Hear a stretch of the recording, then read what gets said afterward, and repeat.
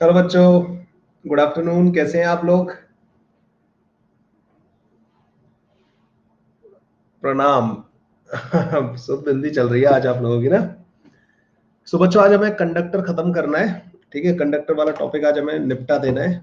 और पिछली क्लास में मैं आप लोगों को बस इंट्रोड्यूस तो कर गया था इस टॉपिक को, लेकिन कुछ ज्यादा हम कर नहीं पाए थे इसमें ना।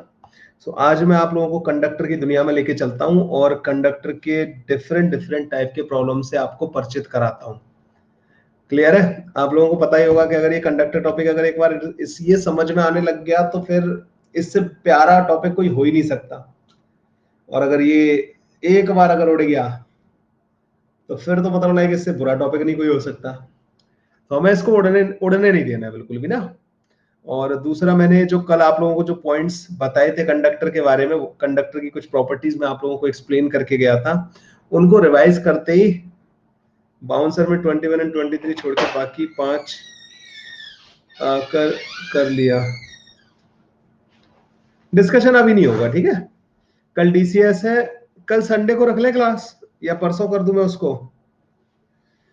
अभी उसके बारे में बाद में बात करेंगे, ठीक है? अभी अभी अभी टॉपिक को डेविएट नहीं करते। फालतू में मतलब लाइक चीजें लेट होती हैं, ठीक है? टाइम बर्बाद हो जाता है उस चक्कर में। चलिए भाई। सो टॉपिक चल रहा है हमारा कंडक्टर्स।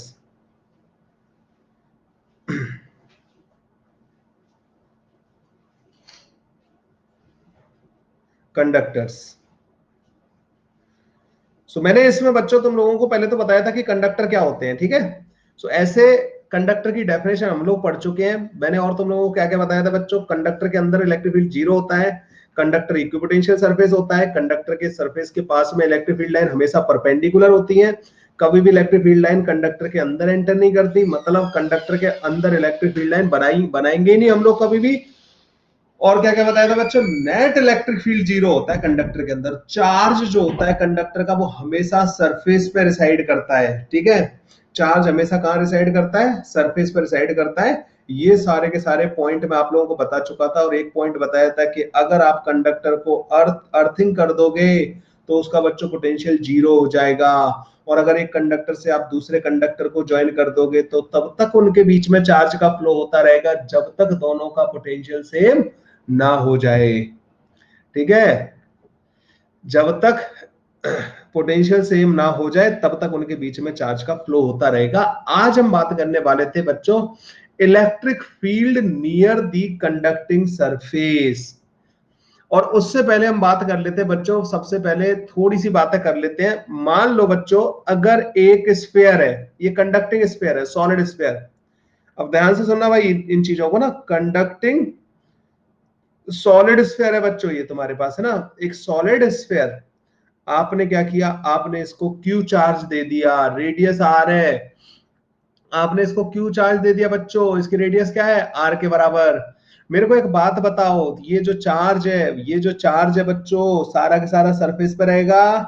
हाँ भाई, सारा चार्ज सरफेस वाले एटम्स पे रहेगा, अंदर नहीं जाएगा बिल्कुल भी। क्या आप सिमेट्री से ये समझ पा रहे हो कि सारा चार्ज यूनिफॉर्म होगा? हाँ बच्चों, क्या ये सारा चार्ज यूनिफॉर्मली डिस्ट्रीब्यूटेड होगा? अच्छा, यूनिफॉर्म डिस्ट्रीब्यूट नहीं करोगे ना अगर, तो अंदर इलेक्ट्रिक फील्ड आ जाएगा। जबकि हमें ये पता है कि अंदर कोई एक्स्ट्रा चार्ज तो है नहीं इसके सराउंडिंग में। हमें अंदर इलेक्ट्रिक फील्ड क्या चाहिए? जीरो चाहिए। अगर आप अंदर इलेक्ट्रिक फील्ड जीरो चाहते हो तो इस चार्ज को आपको यूनिफॉर्मली डिस्ट्रीब्यूट करना पड़ेगा। सो ये इसका डिस्ट्रीब्यूशन कैसा होगा? इसका बच्चों डिस्ट्रीब्यूशन जो होगा वो यूनिफॉर्म होगा, ठीक है भाई? सिंपल सा कॉन्सेप्ट है, बिल्कुल सिंपल सा है। अंदर इलेक्ट्रिक फील्ड नहीं चाहिए तो ये सारा चार्ज सब सिर्फ सरफेस पे होगा, तो एक शेल की तरह बिहेव करेगा। हाँ भाई, शेल की तरह बिहेव करेगा। सारा का सारा चार्ज शेल के ऊपर, जैसे एक शेल होती है ना यूनिफॉर्मली चार्ज शेल, उसके अंदर इलेक्ट्रिक फील्ड जीरो होता है। तो कभी भी कंडक्टर अपने चार्ज की वजह से अंदर फील्ड नहीं आने देगा, क्योंकि उसे वो फील्ड ही तो जीरो करना है। अगर अंदर फील्ड आ गया तो इलेक्ट्रॉन मूव करना चालू कर देंगे, और वो फील्ड को जब तक मूव करेंगे तब तक इलेक्ट्रिक फील्ड को जीरो ना कर दें। समझ में आया भाई यहां तक? सो अगर एक आइसोलेटेड, तो मतलब ये तो स्फीयर था, तो इसके बारे में तो मैं बोल सकता हूं, इसके बारे में तो मैं बोल सकता हूं कि अंदर अगर मुझे फील्ड जीरो चाहिए तो इसका जो चार्ज है वो इसके ऊपर यूनिफॉर्म होना चाहिए। अगर मुझे अंदर फील्ड जीरो चाहिए और अगर यहाँ पे कोई और चार्ज प्रेजेंट नहीं है तो ये वाला जो चार्ज होगा ये यूनिफॉर्म होगा, जिससे कि अंदर का फील्ड जीरो हो सके। अंदर का फील्ड बच्चों जीरो हो सके, यूनिफॉर्म होगा। अच्छा बच्चों, अगर यूनिफॉर्म होगा तो इसका सिग्मा कितना होगा? सिग्मा बच्चों Q divided by 4 pi are square के बराबर होगा। हाँ जी, सिग्मा जो होगा, सिग्मा इसके बराबर होगा बच्चों, सिग्मा आ जाएगा Q divided by 4 pi are square के बराबर। अगर मैं आपसे पोटेंशियल पूछूं इसका, तो इसका कंडक्टर का पोटेंशियल क्या होगा? K Q divided by are के बराबर। हाँ भाई, अब तो ये hollow conductor, hollow hollow hollow sphere की तरह बिहेव कर रहा है, के क्यू बाई आर के बराबर होगा बच्चों। अगर मैं इसको के को 1/4 पाई एप्सिलॉन नॉट पुट कर दूं, और बच्चों क्यू को sigma into 4 pi are square रख दूं, तो एक चीज समझ में आ रही है, आर से आर कट जाएगा, 4 पाई से बच्चों 4 पाई कट जाएगा, और जो तुम्हारे पास इसका पोटेंशियल आएगा वो sigma into r divided by epsilon naught के बराबर आएगा बच्चों।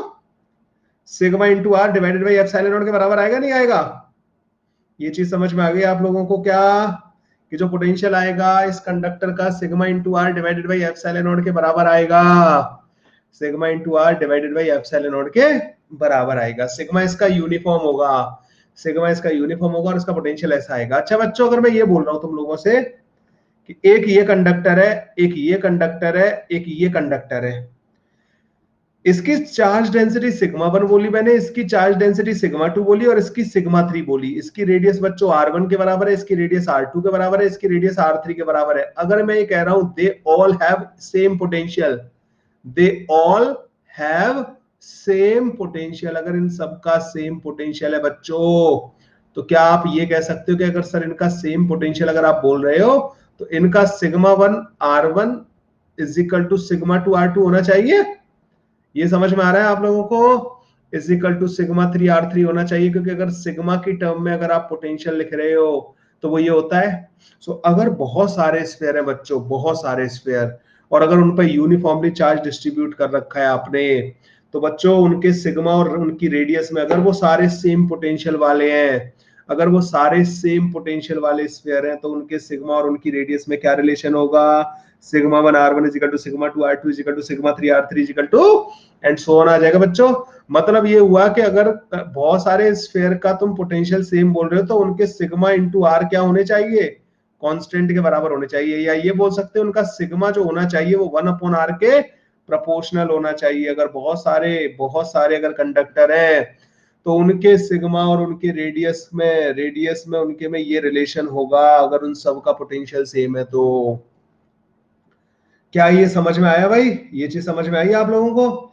अब मैंने एक अजीबो गरीब शेप का एक कंडक्टर ले लिया, अजीबो गरीब शेप का एक कंडक्टर ले लिया। मैंने कहा कि इसका ये छोटा सा पार्ट ले लेते हैं। अगर आप इसको देखो तो बच्चों ये इस स्फीयर का छोटा सा टुकड़ा होगा। आपने कहा कि सर मैं यहाँ पे ले लेता हूँ एक छोटा सा पार्ट, तो ये जो है बच्चों एक बड़े से स्फीयर का एक छोटा सा टुकड़ा होगा। आपने कहा कि सर नहीं, मैं यहाँ पे एक छोटा सा टुकड़ा ले लेता हूँ, ये वाला। ये बच्चों तुम देख पा रहे हो इसको, ये इसका पार्ट होगा।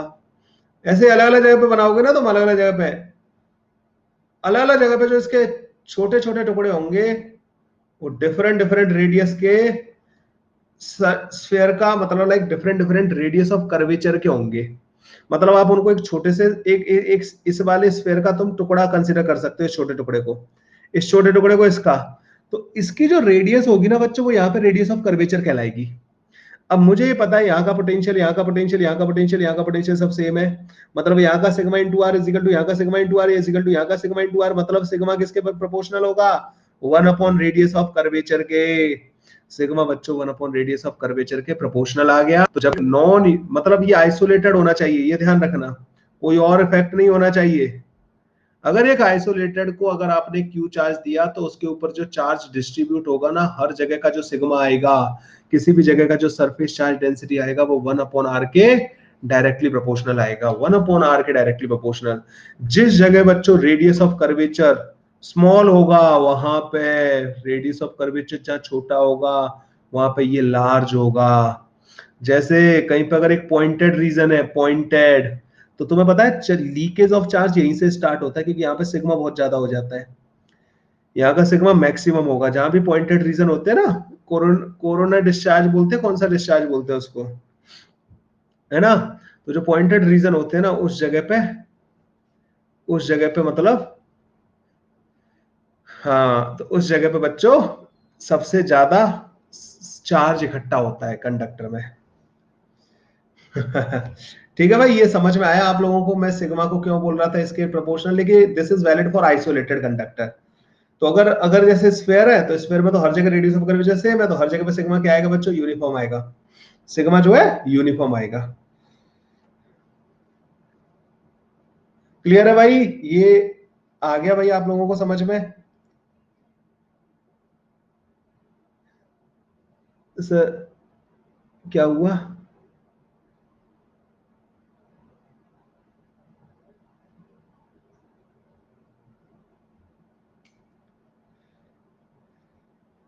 नोट कर लीजिए ना, यहां से ये पहली स्लाइड थी, यहां से नोट कर लीजिए।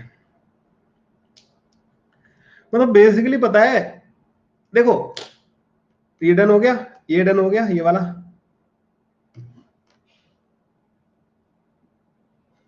ये हो गया।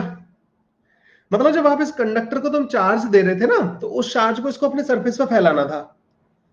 फैलाते टाइम उसको ये ध्यान रखना था कि अंदर इलेक्ट्रिक फील्ड ना आए, और अगर अंदर इलेक्ट्रिक फील्ड नहीं आ रहा है तो वो पूरा इक्विपोटेंशियल हो जाएगा। और अगर इक्विपोटेंशियल होना है तो आप उसके किसी भी छोटे टुकड़े को एक स्फेयर का पार्ट कंसीडर कर सकते हो। यहाँ पे बहुत सारे स्फेयर बनेंगे फिर, और उन स्फेयर का सबका पोटेंशियल सेम रखना है, मतलब उनके सिग्मा इंटू आर जो होने चाहिए वो कांस्टेंट होने चाहिए। तो सिग्मा यहां से आता है 1/r के प्रोपोर्शनल, जिस जगह रेडियस ऑफ कर्वेचर सबसे कम वहां पे सिग्मा सबसे ज्यादा होगा। कौन सा वाला यूनिफॉर्म होगा? ये नॉन यूनिफॉर्म होगा ना। अबे भाई चार्ज डेंसिटी नॉन यूनिफॉर्म होगी ना, सिग्मा नॉन यूनिफॉर्म होगा इसका। देखो रेडियस ऑफ कर्वेचर हर जगह पे सेम लग रही है क्या? ठीक है, टोटल चार्ज क्यू के बराबर होगा, ये क्यू चार्ज डिस्ट्रीब्यूट हो जाएगा non uniformly. Non uniformly distribute होने के पीछे ये भी कारण है कि ये नहीं चाहता कि इसकी वजह से अंदर चार्ज आ जाए, इसकी वजह से अंदर चार्ज ना आए बच्चों। ठीक है, ये नहीं चाहता कि इसकी वजह से अंदर चार्ज आ जाए। Electric field intensity in conductor होना था है, ई इलेक्ट्रिक फील्ड इंटेंसिटी क्या कहना चाह रहे हैं भाई आलोक? आइसोलेटेड मतलब किसी के इन्फ्लुएंस में ना हो, मतलब किसी और का यहाँ पे कोई गड़बड़ ना हो, मतलब ये खुद की वजह से, इसका बस सिर्फ अपना चार्ज हो, तो इसके अंदर फील्ड जो आएगा वो इसके वजह से ही आ सकता था। तो ये ऐसे डिस्ट्रीब्यूट हो जाएगा कि अंदर इसकी वजह से, खुद की वजह से भी फील्ड ना आए, खुद की वजह से भी ना आए। तो इसको इस मजबूरी है कि ऐसे डिस्ट्रीब्यूट होना है कि अंदर फील्ड ना आए, मतलब पूरा इक्विपोटेंशियल मेंटेन करना है इसको, क्वारंटाइन होना है। अच्छा कोरोना ने दुनिया ही बदल डाली है, क्वारंटाइन दिखाई दे रहा है उसको। चलो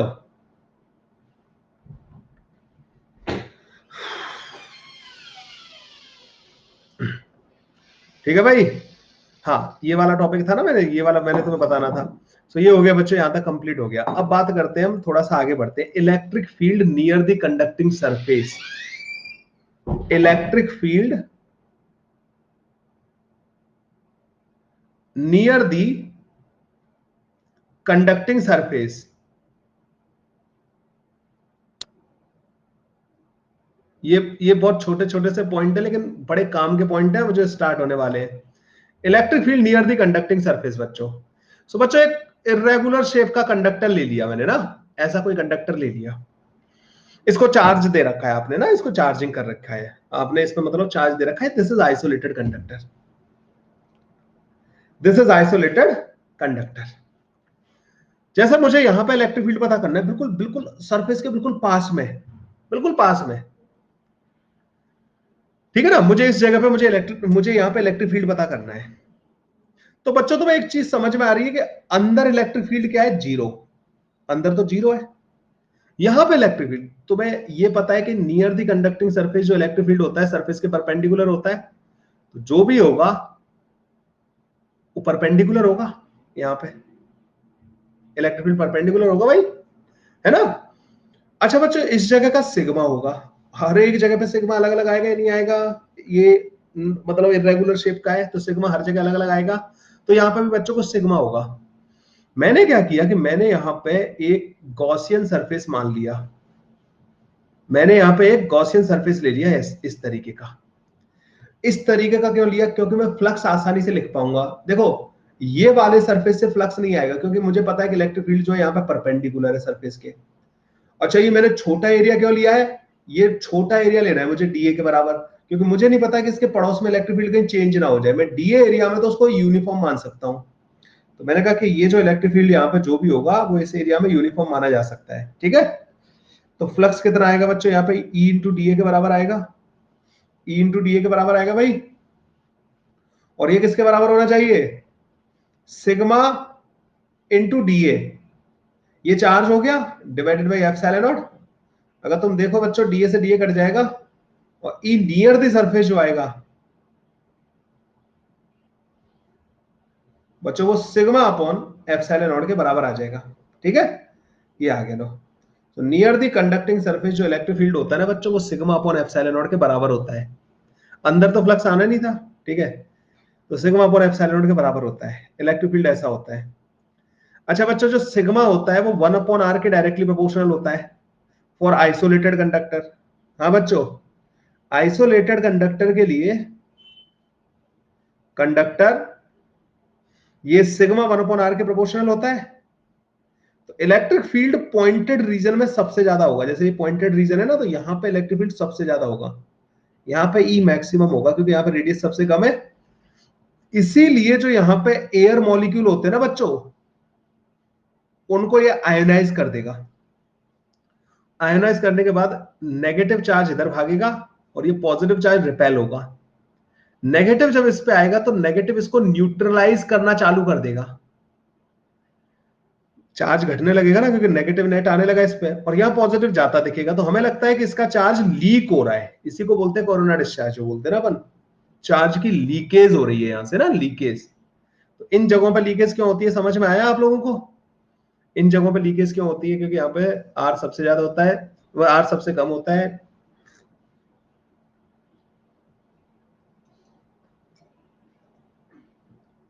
अरे अगर एक मॉलिक्यूल को तुम तोड़ना चाहते हो तो उसका नेगेटिव चार्ज पॉजिटिव चार्ज, तुमने यहाँ पे बहुत स्ट्रॉन्ग इलेक्ट्रिक फील्ड लगा दिया, तो नेगेटिव पे फोर्स इधर लगेगा, पॉजिटिव पे इधर लगेगा, क्योंकि डायपोल बन जाएगा ना।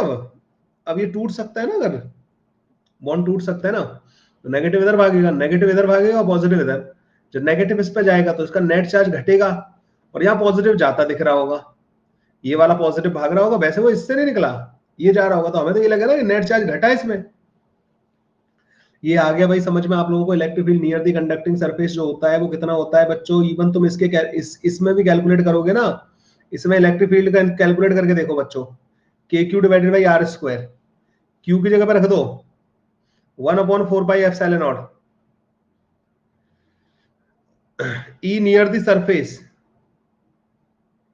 करके देखो इसको, सरफेस के पास में क्यू की जगह रख दो 4 pi are square into sigma divided by are square. ये कट जाएगा, ये कट जाएगा, देखो सिग्मा अपॉन एप्सिलॉन नॉट आ गया। इसमें अच्छी बात ये होती है हर जगह पे इलेक्ट्रिक फील्ड सेम होता है बच्चों, यहाँ पे ना सरफेस के पास में सिग्मा अपॉन एप्सिलॉन नॉट के बराबर इसमें भी आएगा, ठीक है भाई, इसमें भी आएगा और यहाँ पे भी आएगा। क्या आप लोग इस चीज को समझ पा रहे हो, क्या आप लोग इस चीज को समझ पा रहे हो बच्चों, सिग्मा अपॉन एप्सिलॉन नॉट वाली चीज को? तो ये इलेक्ट्रिक फील्ड हो गया। अच्छा बच्चों ये तो मैंने आइसोलेटेड मेंशन कर दिया। अब अगर मान लो यहां पे ऐसा है कुछ, इसको क्यू चार्ज दे रखा है, एक चार्ज यहां पे रख दिया लाके आपने ना, एक चार्ज आपने यहां पे लाके रख दिया, तो तुम्हें समझ में आ रहा है बच्चों, अब हर जगह का सिग्मा डिफर कर जाएगा, अब वेरी कर जाएगा, क्योंकि इसका इफेक्ट आने लगा, ठीक है ना, इसका इफेक्ट आने लगा। तो पहले जो सिग्मा ये रिलेशन फॉलो फॉलो कर रहा था ना, सिग्मा 1 अपॉन आर के प्रोपोर्शनल था, ये गड़बड़ करने लगेगा, समझ रहे हो? अब सिग्मा क्या करेगा, सिग्मा वेरी कर जाएगा। अब तुमने बोला कि सर अब क्या होगा, अब अगर मैं यहाँ पे इलेक्ट्रिक फील्ड पता कर रहा हूं तो वो क्या इसकी वजह से होगा या सबकी वजह से होगा? तो बच्चों तुम्हें पता है कि इलेक्ट्रिक फील्ड तो नेट होता है, जब अपन गॉस लॉ लगाते हैं तो अपन कौन सा फील्ड लेते हैं, नेट इलेक्ट्रिक फील्ड। नेट जो यहाँ पे नेट होगा ना बच्चों, net electric field, E net, अभी भी वो यहाँ का sigma divided by epsilon naught के बराबर होगा। ये सिग्मा चेंज हो चुका होगा, ये चेंज हो चुका होगा, मतलब इसके आ जाने से ये चेंज हो चुका होगा, तो यहाँ पे फील्ड भी चेंज हो जाएगा, मतलब ये चेंज हो जाएगा बिकॉज ये चेंज हो चुका है। समझ में आया ये चीज? तो जैसे आप अगर इसको हटा दोगे ना तो यहाँ पे हर जगह का सिग्मा एडजस्ट हो जाएगा। सिग्मा क्या हो जाएगा बच्चों, एडजस्ट हो जाएगा। ये समझ में आ रहा है बच्चों, क्योंकि अब इसको अपने फील्ड को ही जीरो करना है अंदर, लेकिन अगर ये आ गया ये, तो अब इसके फील्ड को भी अंदर जीरो करना है, तो चार्जेस क्या होंगे, रीडिस्ट्रीब्यूट होंगे। अभी भी यहाँ पे इलेक्ट्रिक फील्ड जो आएगा वो यहाँ के sigma divided by epsilon naught के बराबर आएगा। यहाँ का sigma divided by epsilon naught के बराबर आएगा। क्या ये आप लोगों को क्लियर हो गया ये वाला पार्ट? ओके। स्फीयर वाले केस में यस नॉन यूनिफॉर्म हो जाएगा। अगर जैसे तुमने यहाँ पे एक स्फीयर रखा हुआ था, आपने इसके पास में क्यू चार्ज लाके रख दिया, अब इस पर यूनिफॉर्म नहीं रहेगा, इधर नेगेटिव चार्ज इकट्ठा हो जाएगा, इधर पॉजिटिव हो जाएगा। अभी इन दोनों के चार्जेस का जो सम होगा ना, नेगेटिव और पॉजिटिव जो आया है, उसका नेट जो है कैपिटल क्यू के बराबर होगा। लेकिन अगर तुम यहां पे अभी भी फील्ड लिखोगे ना यहाँ पे, तो वो सिग्मा लोकल बोलते हैं इसको, local sigma divided by epsilon naught के बराबर ही होगा। That sigma will be different. Now sigma you can not write capital q divided by 4 pi are square. Got it? ये आया भाई समझ में? ये चीज जो है क्या करेगी, यहाँ पे चार्जेस इंड्यूस कर देगी, क्योंकि अंदर मुझे इलेक्ट्रिक फील्ड जीरो चाहिए। पहले तो इसको क्या करना था कि अपना ही चार्ज था, इसको ऐसे डिस्ट्रीब्यूट करना था कि अंदर फील्ड जीरो आए, तो उसने यूनिफॉर्म डिस्ट्रीब्यूट कर दिया। लेकिन अब ये आ गया, इसने अपना फील्ड लाना चालू कर दिया, अब वो यूनिफॉर्म नहीं रह सकता, उसको अपना डिस्ट्रीब्यूशन चेंज करना पड़ेगा, जिससे कि इसके इफेक्ट को वो शील्ड कर सके, अंदर ना जाने दे।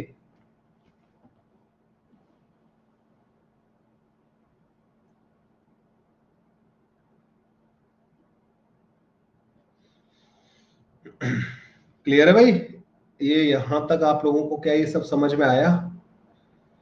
रीडिस्ट्रीब्यूशन हो जाएगा, ठीक है। अभी और बात करते जाएंगे इसके बारे में ना। हाँ, चार्ज इंड्यूस हो गया। इंड्यूस चार्ज का मैग्नीट्यूड कितना है, इसका नेट जो होगा दैट विल बी क्यू के बराबर। नेट, अगर इसमें क्यू जीरो होता, अगर आपने इसमें कोई चार्ज नहीं दे रखा होता, तो जितना नेगेटिव चार्ज उतना ही पॉजिटिव चार्ज आता। लेकिन अगर अभी आप इसका देखोगे ना, तो net will be capital Q. अरे यार चार्ज तो कंजर्व रहेगा ना यार, चार्ज को थोड़ी भगा देंगे कहीं। तो नेगेटिव आए बेशक या इधर पॉजिटिव आए, लेकिन नेट नेट क्या रखना है, जीरो रखना है ना अपन को यहाँ पे। मतलब नेट कैपिटल क्यू के बराबर रखना है ना, चार्ज तो कंजर्व रहेगा ना इसका। पता नहीं क्लियर, मतलब बहुत ज्यादा डिटेल में अंदर ऐसे जाने की जरूरत नहीं कि एग्जैक्टली तो मुझे भी नहीं पता यहाँ पे क्या दिख रहा होगा, यहाँ पे क्या होगा। जैसे अगर अगर ये नहीं होता ना, ये क्यू नहीं होता, तो फिर यहाँ पे यूनिफॉर्म दिखाते हैं अपन, और इधर नॉन, मतलब नॉन यूनिफॉर्म ही आता है उसमें भी, ठीक है। अर्थिंग कर दे तो एक बच्चा कह रहा है कि सर अगर अर्थिंग कर दे तो क्या हो जाएगा। देख भाई, इस स्फीयर का पोटेंशियल क्या है, तेरे को पता है इस स्फीयर का पोटेंशियल क्या है? अभी बताओ, चलो तुम अब आगे जा रहे हो तो मतलब लाइक तुम ही बताओ, what is the potential of this sphere?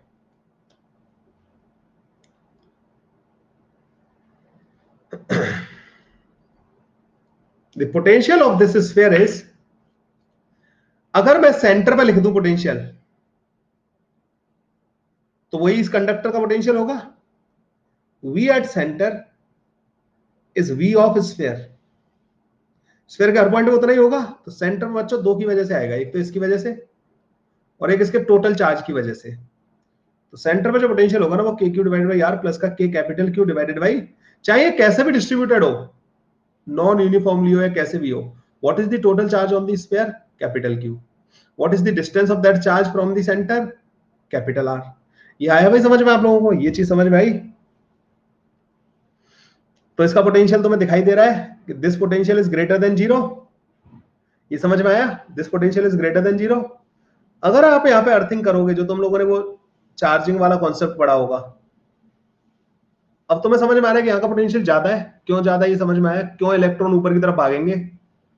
Electron क्यों भागेंगे इसमें, इलेक्ट्रॉन इसमें आएंगे ताकि इसका चार्ज एक्स से चेंज करके कुछ एक्स किया जा सके। वो क्या कर देंगे, इसके चार्ज को एक्स से चेंज करके, मतलब क्यू से चेंज करके एक्स कर देंगे।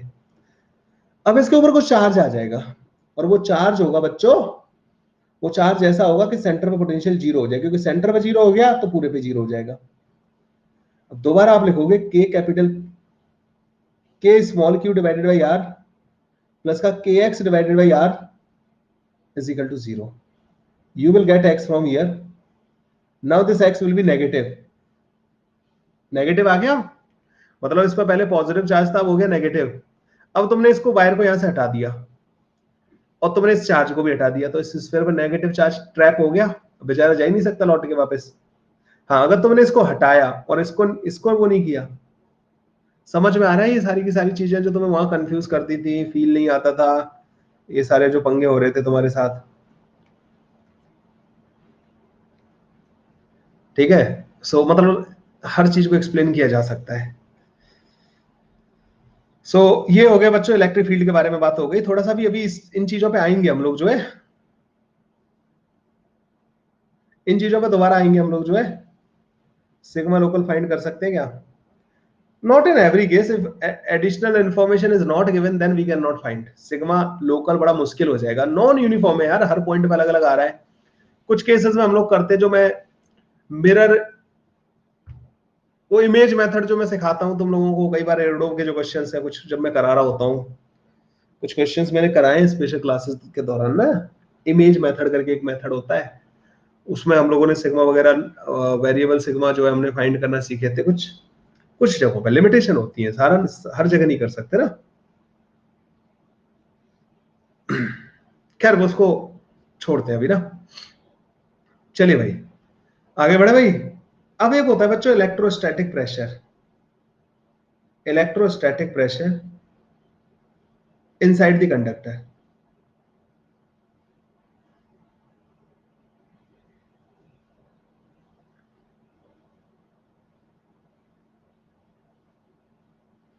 Electrostatic pressure inside the conductor. So बच्चों तो एक इरेगुलर शेप का कंडक्टर दे रखा है, इसको चार्ज दे रखा है Q के बराबर, तो तुम्हें समझ में आ रहा है हर जगह पे सिग्मा आ जाएगा भाई, हर जगह पे सिग्मा आ जाएगा, है ना। अगर मैं इसका एक छोटा सा टुकड़ा काट लू यहां से ना, छोटा सा टुकड़ा काटा मैंने यहां से, ये छोटा सा टुकड़ा,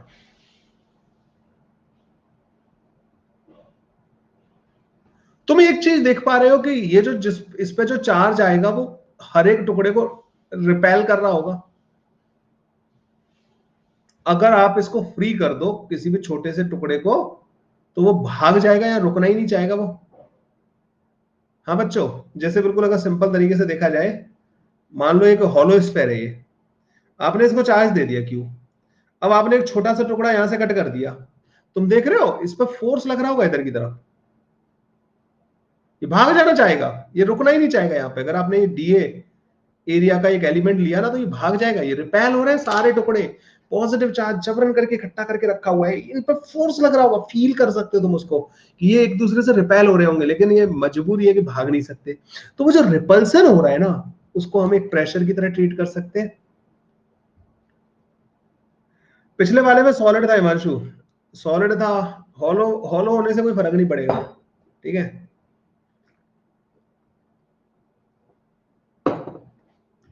ये वाला हॉलो से समझा रहा हूं मैं ना, इसको हॉलो से समझा रहा हूं इसको।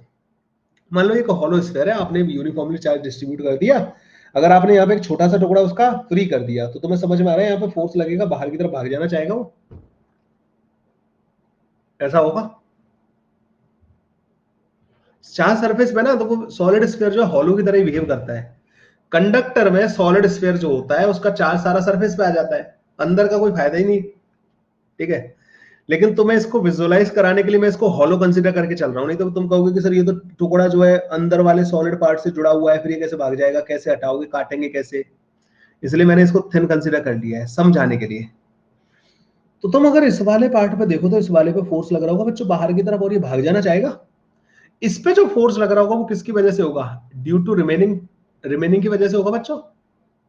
हाँ भाई, जो रिमेनिंग स्पेयर है उसकी वजह से होगा, रिमेनिंग टुकड़े, रिमेनिंग वाले पार्ट की वजह से इस पे बच्चों क्या लग रहा होगा, एक फोर्स लग रहा होगा जिसकी वजह से इधर भाग जाना चाहेगा। अच्छा, क्या अगर मैं एक डी एलिमेंट यहां पे लू बच्चों, यहां पे भी उतना ही फोर्स लग रहा होगा और बाहर की तरफ ही लग रहा होगा, सब जगह लग रहा होगा। तो मैं अगर यहाँ पे ऐसे कंसीडर करूं कि प्रेशर टाइप से डिफाइन कर दूं, क्योंकि इस टुकड़े के परपेंडिकुलर फोर्स लग रहा है, एफ डिवाइडेड बाई ये डेल्टा ए आ जाएगा भाई, मैं ऐसे करके प्रेशर डिफाइन कर सकता हूँ कि इसके अंदर पूरे के अंदर एक यूनिफॉर्म प्रेशर मान सकता हूँ, ये सब रिपेल हो रहे होंगे। ऐसे मान लो कि अंदर से कोई इनको धक्का मार रहा है, बाहर की तरफ पुश कर रहा है, ठीक है। अच्छा, स्फेयर के केस में क्या होता है बच्चों, सिमेट्री होती है। इस केस में क्या होता है, सिमेट्री होती है बच्चों।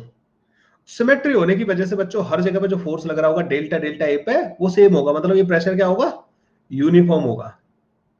इसके केस में क्या होगा बच्चों, यूनिफॉर्म। इसके केस में ऑब्वियस बात है यूनिफॉर्म होने वाला है, ठीक है।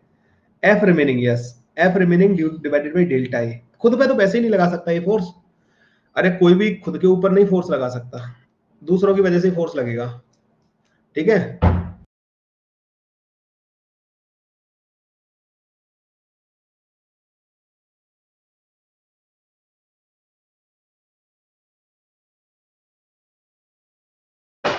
हाँ भाई, अब आ रही वॉइस।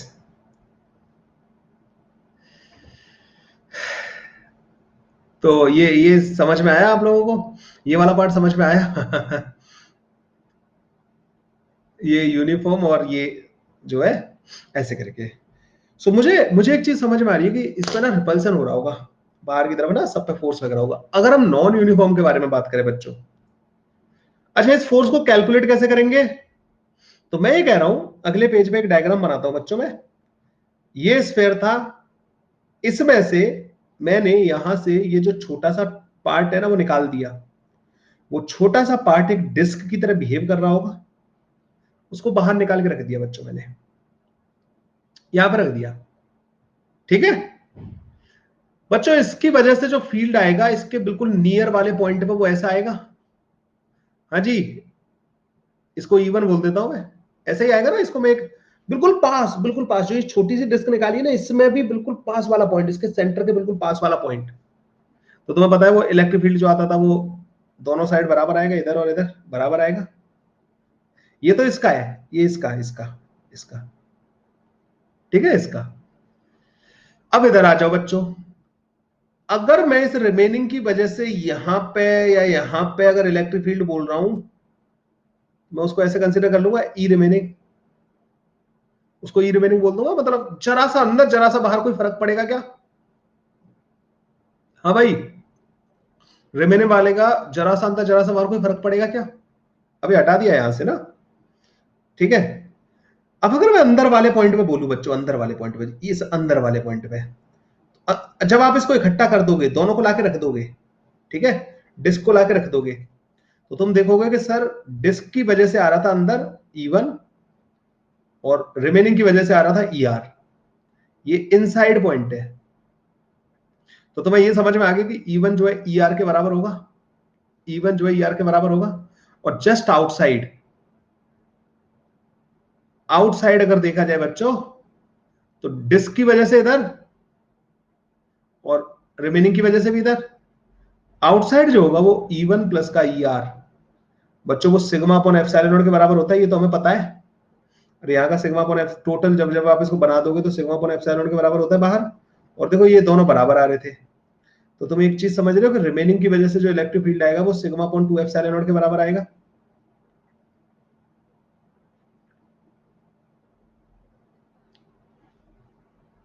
ये समझ में आ गया।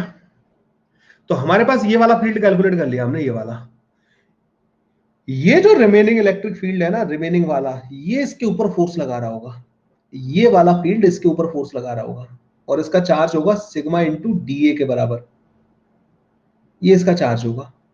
इसके ऊपर जो फोर्स लग रहा होगा ना F, sigma DA into E remaining के बराबर होगा। और F अपॉन DA यही इलेक्ट्रोस्टैटिक प्रेशर होता है, and that is equal to sigma into ER which is equal to sigma square upon 2 epsilon naught. So जो इलेक्ट्रोस्टैटिक प्रेशर आएगा बच्चों वो इतना आ जाएगा। आउटसाइड में एक E1 माइनस नहीं होगा, क्यों माइनस क्यों होगा, तू दोनों को इकट्ठा करके रख रहा है, तूने पहले डायग्राम बना लिए, फिर तू दोनों को इकट्ठा करके रख रहा है, तेरे को नेट इलेक्ट्रिक फील्ड पता है सिग्मा अपॉन एप्सिलॉन नॉट के बराबर होता है।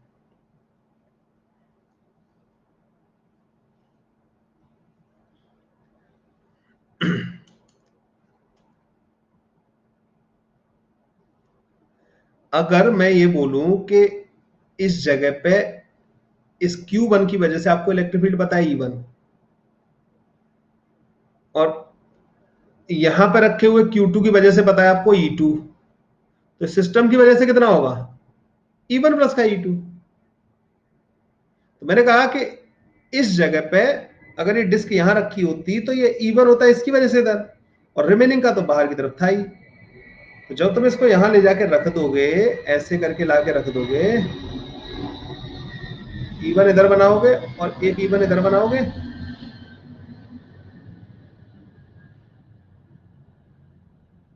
अब आया समझ में? अब समझ में आया आप लोगों को? अंदर जीरो करना था, ई रिमेनिंग E1 के बराबर हो गया, और ये बाहर तो मुझे पता है इतना होता है सिग्मा अपॉन एप्सिलॉन नॉट के बराबर। क्लियर है? क्लियर है बच्चों ये? अरे ये आ गया नहीं आया? ओके, अब इसमें आ जाओ। सेम चीज यहां पे होती है बच्चों, बस इतना ध्यान रखना कि जो प्रेशर आएगा ना इसमें, वो सिग्मा लोकल का square divided by 2 epsilon naught के बराबर होगा। इसमें इसमें नॉन यूनिफॉर्म आएगा, हर जगह का सिग्मा अलग अलग होता है ना। यहाँ पे सिग्मा 1 का sigma local square divided by 2 epsilon not आएगा। इसमें तो सिग्मा हर जगह सेम था। इसमें जो प्रेशर आ रहा है बच्चों वो यूनिफॉर्म आएगा, दिस विल बी यूनिफॉर्म। पूरे स्फीयर के अंदर बच्चों यूनिफॉर्म प्रेशर होगा। इवन किसकी वजह से? डिस्क की वजह से, जो छोटा सा टुकड़ा निकाला है ना उसकी वजह से, वो छोटा टुकड़ा जो निकाला है।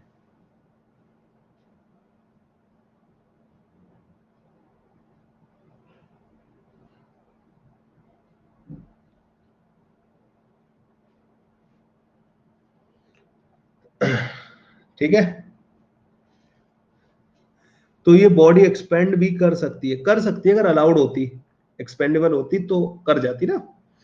तो तभी तो यहाँ पे फोर्स है, तभी तो वो एनर्जी है, जबरन करके आपने इकट्ठा कर रखा है चार्ज को। वो भागना चाहता है, अगर फ्री कर दोगे ना इनफिनिटी में भाग जाएगा। सिग्मा लोकल के नीचे क्या था? Two epsilon naught, sigma local का square divided by 2 epsilon naught. मतलब इलेक्ट्रोस्टैटिक प्रेशर जो होता है that is sigma square divided by 2 epsilon naught. E1 is equal to ER लिया है। ओ मैंने, देखो तुम जो है ना, या तो उन पॉइंट्स को बस माइंड में रोक नहीं पा रहे हो, अदरवाइज मैंने एक्सप्लेन तो उसी तरीके से किया है कि आपको आराम से समझ में आ जाए। मैंने इसके थ्रू एक्सप्लेन किया है। इसमें भी सेम होगा, तुम्हें पता है यहाँ पे इलेक्ट्रिक फील्ड जो आएगा, यहाँ का sigma upon net electric field यहाँ का सिग्मा अपॉन एप्सिलॉन नॉट के बराबर आएगा। फिर आप इस एलिमेंट को अलग कर लोगे, अब वही लिखोगे कि इसकी वजह से इधर E1 होगा, इधर भी E1 होगा, रिमेनिंग की वजह से सिर्फ इधर ही होगा।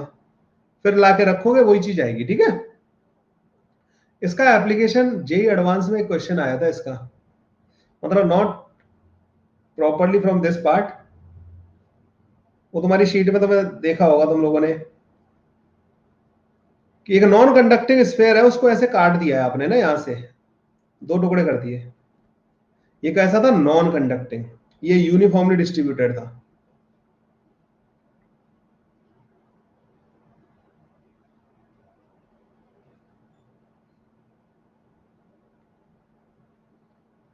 ये यहां से कट कर दिया तुमने ना पूरा, ऐसे क्यू चार्ज था। अब आपसे पूछा था कि what is the force needed to be applied from both the side to hold both the parts. इन दोनों को होल्ड करने के लिए बच्चों हमें कितना फोर्स लगाना पड़ेगा, ये बताना था हमें। क्लियर है भाई? ये क्वेश्चन देखा है तुम लोगों ने?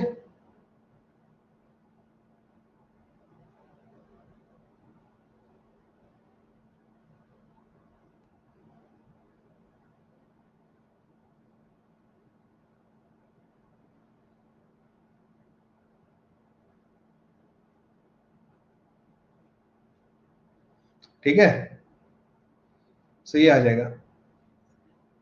अब देखो, अब इसमें क्या करेंगे अपन जो है, तो ये देखो बच्चों, ये जो चार्ज होगा ना, एक तो सबसे बड़ी बात ये कि मैंने इसको कैसा ले लिया, नॉन कंडक्टिंग।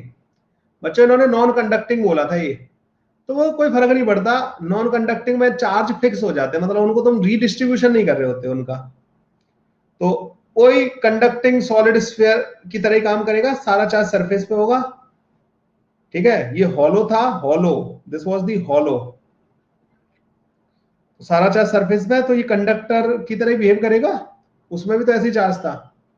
अरे जो अभी मैंने तुम्हें कराया ये वाला क्वेश्चन, इसमें भी तो चार्ज सरफेस पे ही था और यूनिफॉर्मली डिस्ट्रीब्यूटेड था।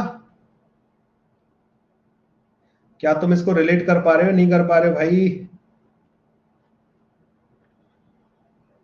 तो मेरे क्या हो गया, तो आपको ये फोर्स पूछा था, फोर्स कितना होगा, तो आप बोलोगे सर एक काम करते हैं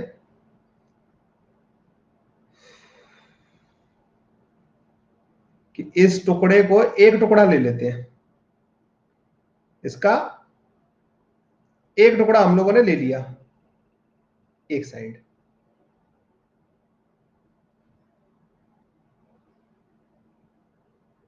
तो बच्चों ये यूनिफॉर्म होने की वजह से यहां पे क्या आएगा, अंदर प्रेशर यूनिफॉर्म आएगा, यहाँ पे प्रेशर होगा वो यूनिफॉर्म आएगा, sigma square upon 2 epsilon naught के बराबर। और तुम्हें पता है कि ये प्रेशर की वजह से फोर्स लग रहा होगा P into projected area. Projected area कितना होगा, ये पाई आर स्क्वायर के बराबर।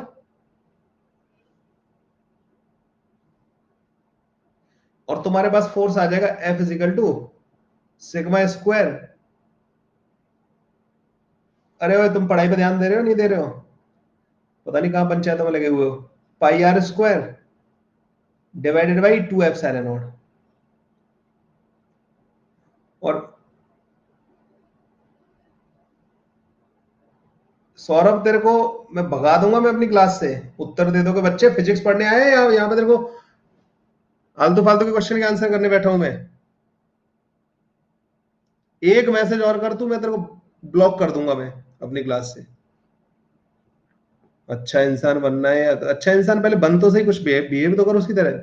अच्छा इंसान कभी भी गलत मतलब दूसरी जगह पे जाके आलतू फालतू की बातें नहीं करता, सबसे पहली बात। अच्छा इंसान फिजिक्स की क्लास में आके अनाप शनाप क्वेश्चन नहीं पूछता। अच्छा इंसान फिजिक्स की क्लास में आता है, फिजिक्स पढ़ता है, पढ़ने के बाद उसको अप्लाई करना सीखता है, घर पे जाके थोड़ा होमवर्क करता है, फिर वापस आ जाता है, फिर पढ़ाई करता है। ऐसे अच्छा इंसान उसे बोलते हैं। अब अच्छा इंसान पहले बन तो सही। तो फिर क्यों ऐसी हरकतें कर रहा है मेरी क्लास में? तुझे लगता है कि मैं बीच में क्लास छोड़ के तेरे को ये एंटरटेन करने बैठा हूँ? इतना सारा टाइम बर्बाद कर दिया तूने मेरा। चलो ये आ गया भाई समझ में आप लोगों को, sigma square pi are square divided by 2 epsilon naught, और फिर इसको सिग्मा को अपन कन्वर्ट कर लेंगे q divided by 4 pi are square में। ठीक है ना, इसको लाके आप यहाँ पे पुट कर दीजिए। सो ये इनडायरेक्ट क्वेश्चन था, नॉन कंडक्टर दे रखा था तो बच्चों का दिमाग भी ना जाए, क्योंकि कंडक्टर के लिए पढ़ते हैं हम लोग जो है इसको। तो बट एक बात बताओ मेरे को कि इसमें और नॉन कंडक्टिंग हॉलो स्फेयर में कोई डिफरेंस है क्या भाई? सॉलिड कंडक्टर कंडक्टिंग स्फेयर और hollow non conducting sphere, field same होता है, फील्ड अंदर बाहर पोटेंशियल वगैरह सब सेम होते हैं, सब कुछ सेम तरीके का होता है। क्लियर है?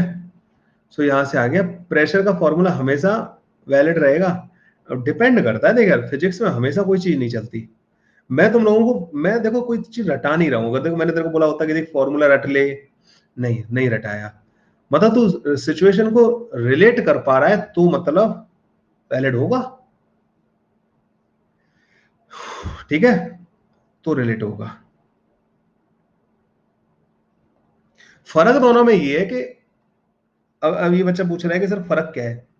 कंडक्टर में अगर कोई और चार्ज उसके पास लेके आओगे तो उसके चार्जेस भागना चालू कर देते हैं, मैग्नेट्रॉन की तरह।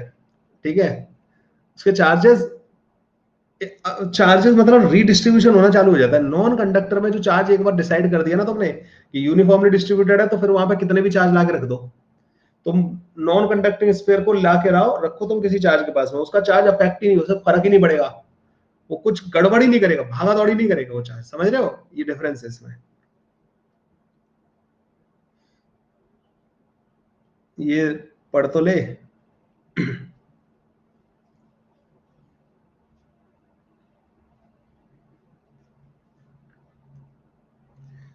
अब यार देखो ऐसे रटा नहीं सकता मैं कि जब भी चार्ज यहाँ होगा वहां होगा, रटाने वाला काम नहीं होगा भाई, देखो मेरे से ना, नो रट्टाफिकेशन। आगे बढ़े बच्चों। रटाने वाला काम मत करो यार, जो एक कॉन्सेप्ट सिखा दिया उसका एक एप्लीकेशन बता दिया आप लोगों को।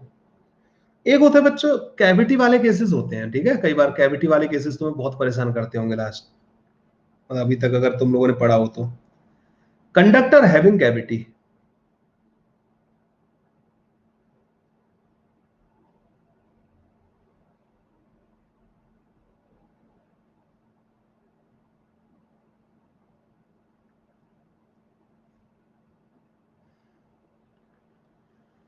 सो बच्चों एक कंडक्टर था ये ऐसे करके ना, उसके अंदर से सॉलिड कंडक्टर था, सॉलिड, उसके अंदर ने गोला बना दिया, खाली गोला कंडक्टर के अंदर, मतलब तुमने थ्री डायमेंशन में, ठीक है, पूरा 3D में एक कंडक्टर लिया तुमने, उसके अंदर एक स्फीयर बना दिया और उसका मटेरियल निकाल दिया आपने।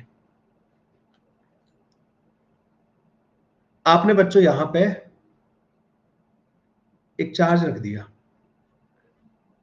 एक चार्ज रख दिया आपने अंदर, ठीक है, अंदर एक चार्ज रख दिया, तो इस चार्ज का फील्ड आएगा।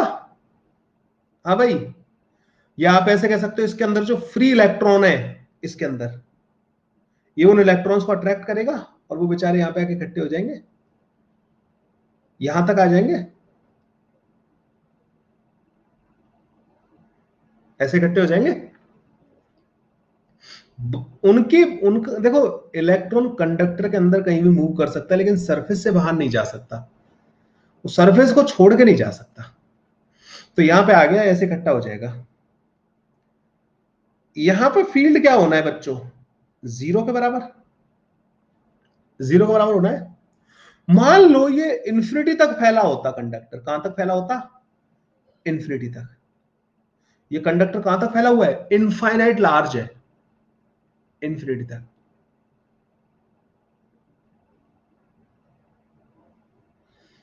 तो तुम एक चीज समझ रहे हो, इसको बोलते हैं क्यू इंड्यूस्ड, जो इसके इस वाले सरफेस पे इंड्यूस हुआ। क्या यहां पे चार्ज होगा भाई, यहां पे चार्ज, यहां पे नहीं होता, कंडक्टर के अंदर चार्ज नहीं होता, चार्ज हमेशा सरफेस पे रहता है। यहां पे कौन कौन सरफेस थे, एक ये सरफेस था और बच्चों एक ये वाला सरफेस था, ये वाला, एक ये वाला सरफेस था, ये वाला, ठीक है। ज्यादा से ज्यादा इस वाले सरफेस पे भी होगा एक चार्ज। लेकिन मेरे को एक बात बताओ, अगर मैं इस वाले पॉइंट पे बात करूं या इस वाले पॉइंट पे बात करूं, इस कॉम्बिनेशन की वजह से इलेक्ट्रिक फील्ड यहां पे जीरो होना चाहिए, इस जगह पे, इन सारी जगहों पे, क्योंकि अगर तुम कंडक्टर बहुत बड़ा भी कर दो तब भी अंदर वाले का इफेक्ट नहीं आना चाहिए। अगर मान लो इनफाइनाइट साइज का कंडक्टर होता तो फिर हम इसको तो कंसीडर ही नहीं करते, इस वाले पार्ट को ना, इस वाले पार्ट को। अच्छा, मैं इसको थोड़ा सा और बच्चों को मैं विजुअलाइज कराने की कोशिश करता हूं। दूसरा केस पहले ले लेते हैं, ठीक है। ये कंडक्टर है, इसके अंदर बच्चों एक कैविटी बनी हुई है, कैविटी के अंदर कोई चार्ज नहीं है, बस कंडक्टर को चार्ज दे रखा है, दिस इज कैविटी। हाँ भाई, ये चार्ज कहां होगा, सरफेस पर डिस्ट्रीब्यूटेड होगा, ऐसे होगा। और ये कैसे डिस्ट्रीब्यूटेड होगा कि अंदर इसकी वजह से फील्ड ना आए, कैसा डिस्ट्रीब्यूटेड होगा कि अंदर वाले पॉइंट पे फील्ड क्या हो जाए, जीरो। ये कोशिश करेगा कि इसकी वजह से, खुद की वजह से अंदर फील्ड ना आए।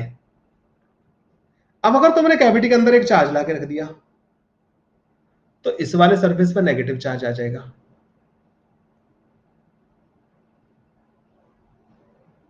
और बच्चों ये मेक श्योर करेगा कि इन दोनों की वजह से यहां पे फील्ड ना आए, ठीक है। तो कब, मतलब अगर मैं इसको जनरलाइज करके लिखूं तो जनरलाइज ये होता है कि अगर ये आउटर सरफेस है, दिस इज कैविटी वाला surface, there is a charge Q1, surface पे आया बच्चों Q2, इस सरफेस पे आया Q3, यहां पे आया बच्चों Q4, और अगर मैं इस वाले पॉइंट पे बात कर रहा हूं, at this point electric field due to Q1 plus का electric field due to Q2 that is equal to zero, electric field due to Q4 plus का electric field due to Q3 that is also equal to zero. ये दोनों separately zero होते हैं, this point is very important.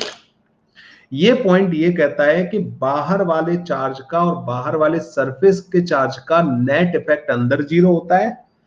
समझ रहे हो? इस line को आप ऐसे याद रख सकते हो ना, ये बहुत हेल्पफुल रहेगी।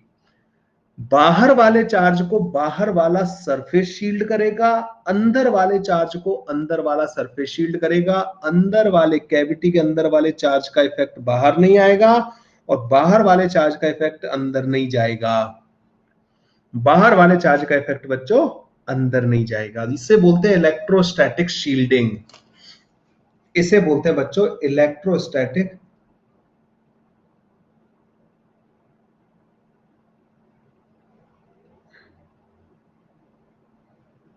शील्डिंग। इसको विजुअलाइज करने की कोशिश करना। मैं बोलता हूं, धीमे धीमे बोल देता हूं, लिख लो इसको।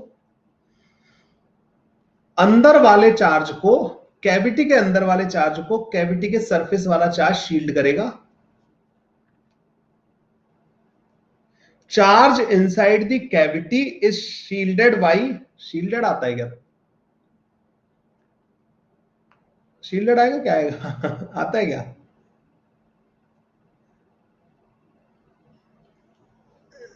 ठीक है, is shielded by the charge on the cavity surface.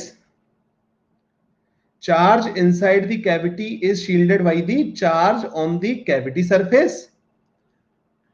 और charge outside the conductor is shielded by the charge on the outer surface. Charge on the outer surface. Cavity के अंदर वाले चार्ज को कैविटी के सरफेस वाला charge shield करेगा, बाहर कोई इफेक्ट नहीं आने देगा। और सरफेस के बाहर वाले चार्ज को सरफेस का चार्ज शील्ड करेगा, अंदर कोई इफेक्ट नहीं आने देगा।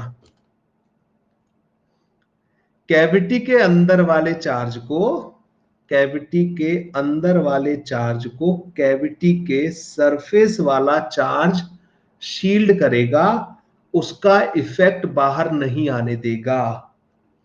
मतलब Q1 और Q2 का नेट इफेक्ट कैविटी के बाहर जीरो होगा। बाहर वाले चार्ज को कंडक्टर के बाहर वाले सरफेस का चार्ज शील्ड करेगा और सरफेस के अंदर कहीं पे भी कोई इफेक्ट नहीं आने देगा। Got it? अगर तुम इसको मूव कराओगे, अगर आप इसको मूव कराओगे बच्चों, तो ये चेंज होगा। इस पे कोई फर्क नहीं पड़ेगा, इसको दुनिया से मतलब ही नहीं, क्योंकि जो भी इसका इफेक्ट आ रहा है उसको ये शील्ड कर देगा। इसको इसको फर्क ही नहीं पड़ेगा, तू जो करना है करता रहे, ये संभाल लेगा। इसको कोई फर्क नहीं पड़ेगा, इसके चार्ज को कोई लेना देना नहीं इन दोनों से। और इसको अगर तुमने गड़बड़ किया, इसको अगर तुमने गड़बड़ किया, इस वाले को अगर बच्चों तुमने मूव कराया, तो बच्चों ये चेंज होके इसके इफेक्ट को नलीफाई कर देगा, इसके इफेक्ट को बाहर नहीं आने देगा। इससे इसको गड़बड़ करने से इस पर इफेक्ट पड़ता है, इसको गड़बड़ करने से इस पर इफेक्ट पड़ता है, इसको चेंज करने से इसको कोई फर्क नहीं हो पड़ेगा, इससे कोई सर्दी गर्मी नहीं होगी। इसका मेन टारगेट है ये कि तेरे को अंदर नहीं आने देंगे। अब देखो, ऐसे मान लो एक किला बना के रखा हुआ है इन्होंने ना, ठीक है, एक किला टाइप से बना रखा है कि अंदर वाली कलह को ये संभालेगा, बाहर वाले को ये वाली सेना संभालेगी। ठीक है, ये पुलिस का काम करेगा बच्चों और ये आर्मी का काम करेंगे। फॉरेन अटैक को ये शील्ड करेंगे और अंदर जो कहानियां चल रही हैं उनको बाहर इस वाले पार्ट में ना जाने दे, वो ये पुलिस का काम है। ठीक है, सो फालतू का एग्जांपल है, लेकिन मतलब मैं कभी इसको बहुत इंटरेस्टिंग बनाऊंगा, इसमें और सोचे जाने की जरूरत है। ठीक है, ये आया भाई समझ में तुम्हें?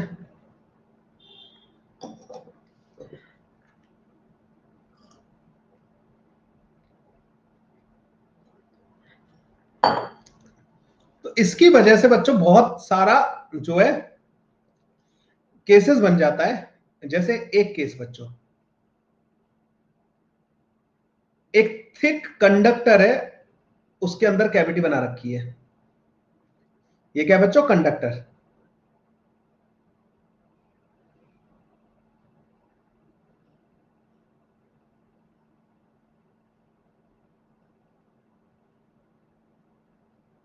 ठीक है बच्चों, एक कंडक्टर था, पहले आपने इसको कैपिटल क्यू चार्ज दे दिया। आपने क्या किया बच्चों, इसको कैपिटल क्यू चार्ज दे दिया।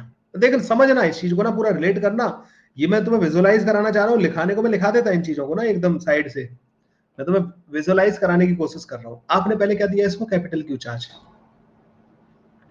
First capital Q charge is given. किसको दिया बच्चों, इसको। ये चार्ज बच्चों सारा के सारा यहां आके ऐसे डिस्ट्रीब्यूट हो जाएगा। क्या बाहर कोई चार्ज है क्या, बाहर कोई चार्ज है क्या भाई, और कोई चार्ज है क्या इसके अलावा, नहीं। क्या इसको किसी को शील्ड करना है, नहीं। इसको किसको शील्ड करना है, खुद की वजह से अंदर जीरो ना आ जाए। अब ये किसकी तरह काम कर रहा है, Q3 की तरह। Q4 क्या है यहाँ पे, जीरो। हमने Q3 Q4 डिफाइन किए थे ना इधर। Q3 क्या था, बाहर वाले सरफेस पे चार्ज। Q4 क्या था, बाहर रखा हुआ चार्ज। ये जीरो है, ये। तो तुम्हें पता है अंदर वाले हर एक पॉइंट पे Q4 और Q3 की वजह से जीरो आना चाहिए। Q4 खुद ही जीरो है, ये टर्म जीरो हो जाएगी, तो इसको जीरो होना पड़ेगा बच्चों। हाँ भाई, तो इस वाले चार्ज को ऐसे डिस्ट्रीब्यूट होना पड़ेगा कि अंदर कहीं फील्ड ना आए। तो इसको कैसे डिस्ट्रीब्यूट होना पड़ेगा, यूनिफॉर्म। आया भाई समझ में। आगे बट जब मैं इफेक्ट ही नहीं देगा तो कैसे आएगा फील्ड, कौन सा वाला, क्या क्या परेशानी हो रही है तुम्हें। तुम मेरी बातें सुनते जाओ, देखो तुम्हें ना ये सारा विजुअलाइज करने लग जाओगे थोड़ी देर बाद ना, तुम्हें खुद दिखने लगेगा कंडक्टर। सो कैपिटल क्यू जब तुमने बाहर वाले सरफेस को दिया तो ये बाहर यूनिफॉर्म क्यों आया, ये समझ में आया। क्योंकि इसका काम था बाहर वाले को शील्ड करना। बाहर कोई चार्ज ही नहीं है, शील्ड ही नहीं करना है इसको, खुद को ही, खुद की वजह से अंदर फील्ड ना आ जाए, इसलिए इसको यूनिफॉर्म आना पड़ा। अब आपने कैविटी के अंदर एक चार्ज लाके रख दिया, कैप स्मॉल क्यू। आपने क्या किया, कैविटी के अंदर बच्चों स्मॉल क्यू चार्ज लाके रख दिया, तो उसको शील्ड करने का काम है किसका, इसका। तो यहां पे आ जाएगा बच्चों, कितना चार्ज आ जाएगा, यहां पे चार्ज आ जाएगा। उसको मैंने बोल दिया suppose Q dash, Q dash बोल दिया। अब यहां पे अगर क्यू डैश आया बच्चों, माइनस का आया है, माइनस का क्यू डैश बोल रहा हूं मैं अभी ना उसको माइनस, क्योंकि नेगेटिव में मुझे दिखाई दे रहा है। तो तुम्हें ये समझ में आ रहा है सरफेस पे कितना हो जाएगा, कैपिटल प्लस का क्यू डैश के बराबर। ये हो जाएगा नहीं हो जाएगा, अरे यहाँ पे माइनस का क्यू डैश यहाँ आ गया, तो नेट चार्ज तो कंडक्टर पे कैपिटल क्यू रहना है ना। अगर अंदर वाले सरफेस पे माइनस क्यू डैश आ गया तो इधर आ जाएगा। ये समझ में आ रहा है आप लोगों को, ऐसा हो गया। अब आप बोलोगे कि अगर सर मैं गॉसियन सरफेस लू, यहां पे आपने यहां पे गॉसियन सरफेस लिया बच्चों, जस्ट इसको एनक्लोज करता हुआ, जस्ट इसको एनक्लोज करता हुआ, this white colour is Gaussian surface.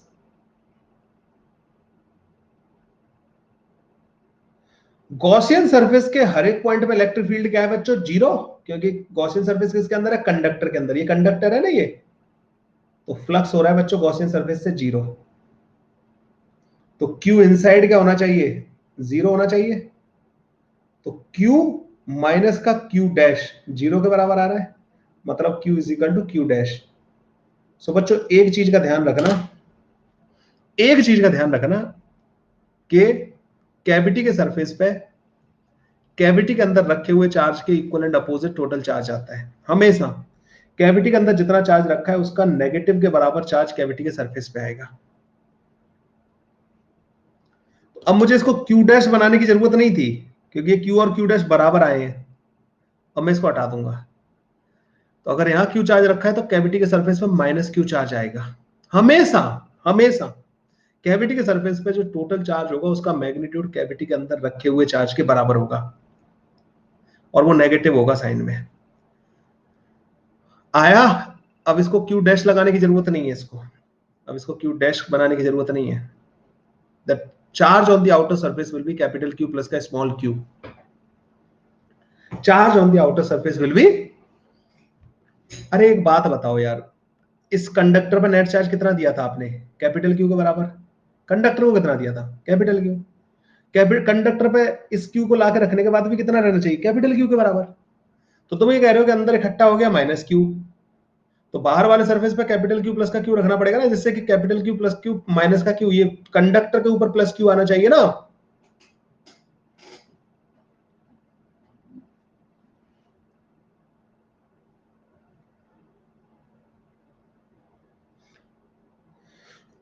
अच्छा चलो और एग्जांपल ले लेते हैं, और एग्जांपल ले लेते हैं।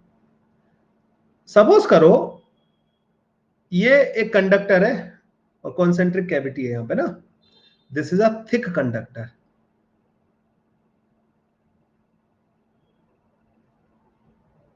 With no charge. ठीक है भाई, इसमें कोई चार्ज नहीं था। अब आपने इसके अंदर यहां माइनस क्यू चार्ज लाके रख दिया यहां पे, तो जब तुम माइनस क्यू चार्ज लाके रखोगे ना, तो इस सरफेस पे बच्चों प्लस क्यू आएगा, और यहां पे अगर प्लस क्यू आ गया है, इस पे नेट चार्ज जीरो था, तो यहां वाले सरफेस पे माइनस क्यू होगा, ये बनेगा चार्जेस डिस्ट्रीब्यूशन, और ये यूनिफॉर्म होगा बच्चों। और क्योंकि ये सेंटर पे रखा है, तो ये भी बच्चों यूनिफॉर्म होगा, क्योंकि इसको क्या करना है, इसको इसके इफेक्ट को शील्ड करना है। तो जैसे अगर तुमने बोला कि सर मैं यहाँ पे इलेक्ट्रिक फील्ड लिखना चाह रहा हूं, तो तुम्हें पता है इन दोनों का फील्ड जीरो आना चाहिए, और इसका और बाहर वाले चार्ज का जो कि है ही नहीं, उसका भी जीरो आना चाहिए। तो मतलब इसका अकेले का जीरो आना चाहिए, अकेले का जीरो आने का मतलब है ये यूनिफॉर्म होना चाहिए। अरे आ रहा है समझ में तुम्हें? अरे बाहर चार्ज ही नहीं है कोई, सिर्फ सरफेस पे बाहर नहीं है कोई। ठीक है, तो इसका क्या आना पड़ेगा, तो ये यूनिफॉर्म क्यों आया, ये समझ में आया। और ये वाला यूनिफॉर्म क्यों आया, क्योंकि ये सेंटर पे था। तुम अगर इसकी वजह से यहाँ पे फील्ड लिखो ना, तो वो आएगा देखो के क्यू डिवाइडेड बाई आर का स्क्वायर। तो तुम्हें इसकी वजह से भी यहाँ पे इतना ही फील्ड चाहिए, तो आप बोलोगे कि सर अगर इसको जैसे हॉलो स्फीयर की तरह ट्रीट कर लूं मैं, तो हम उसके चार्ज को इकट्ठा करके सेंटर पर रख देते हैं, तो K Q divided by are का स्क्वायर आ जाएगा, अगर इसको यूनिफॉर्म रखोगे तो। आया दूसरा केस समझ में? इसका फील्ड, इसको शील्ड करना है, इसको इसको अगर सेंटर पर रखोगे, सिमेट्रिक रखोगे, तो ये यूनिफॉर्म होगा। बाहर कोई चार्ज नहीं होगा, तो ये हमेशा यूनिफॉर्म होगा। देखो सुनो, बाहर वाला सरफेस अगर सिमेट्रिक हुआ और बाहर कोई चार्ज नहीं हुआ, बाहर वाला चार्ज हमेशा यूनिफॉर्मली डिस्ट्रीब्यूटेड होगा। देखो और एग्जांपल ले लेते हैं।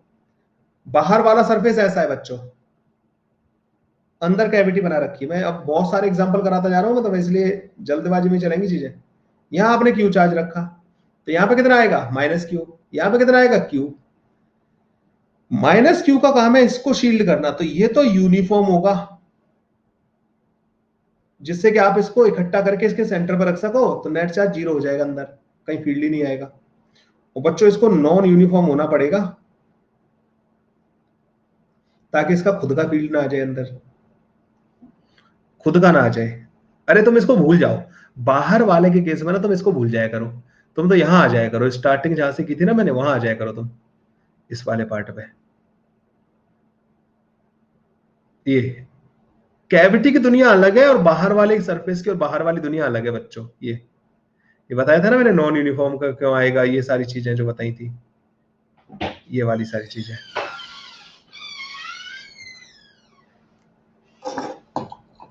आ रहा भाई?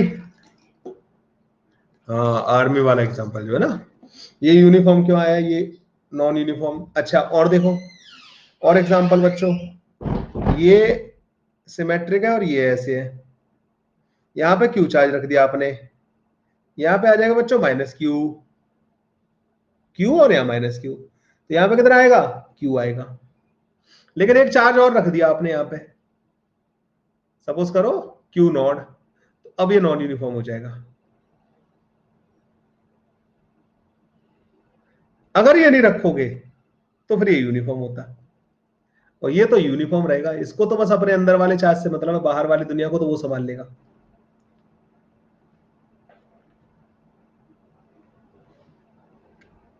आ रहा है भाई? अब समझ में आ रहा है आप लोगों को? कैसे भी करके यहां पे इसकी और बाहर वाले की फील्ड जीरो करनी है, और इन दोनों की जीरो करनी है। और देखो बच्चों, ये सारे डायग्राम बनाते जाना एक एक करके, मुझे केस नंबर याद नहीं है, इसमें थोड़ा तुम कंफ्यूज हो सकते हो। यहां पे कितना है, क्यू रखा है, यहां पे कितना आएगा, मुझे इससे कोई मतलब नहीं, कैविटी में तो हमेशा इक्वल एंड अपोजिट आएगा। ये कैसा आएगा जल्दी बताओ, यूनिफॉर्म और नॉन यूनिफॉर्म? ये वाला, यूनिफॉर्म। ये कैसा आएगा, ये वाला, ये वाला?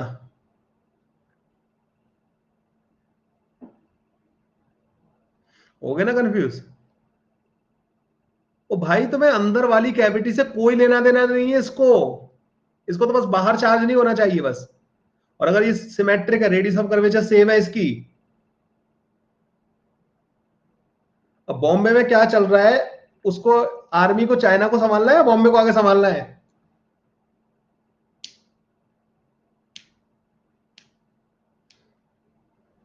समझ में आ रहा है आप लोगों को? अच्छा, और देखो डायग्राम।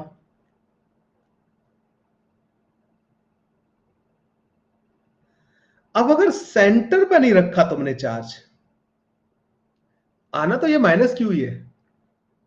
अब बताओ भाई, ये कैसा होगा, माइनस क्यू कैसा होगा?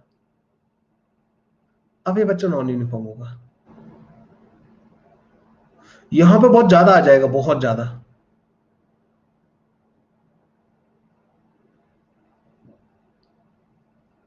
ठीक है ना? और ये कैसा होगा? यूनिफॉर्म। इसको मतलब ही नहीं, इसको तो अपना सरफेस देखना, बाहर चार्ज देखना। बाहर चार्ज नहीं है, अपना सरफेस पूरा सिमेट्रिक था, रेडियस ऑफ कर्वेचर हर जगह से, मतलब यूनिफॉर्म फैल जाना है उसको। इसकी फील्ड लाइन बनाओ बच्चों, इस वाले की।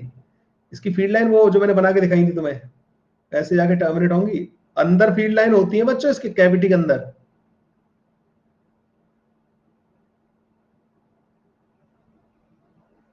कैविटी के अंदर होती है, कंडक्टर के अंदर नहीं होती। कैविटी के अंदर तो होती है।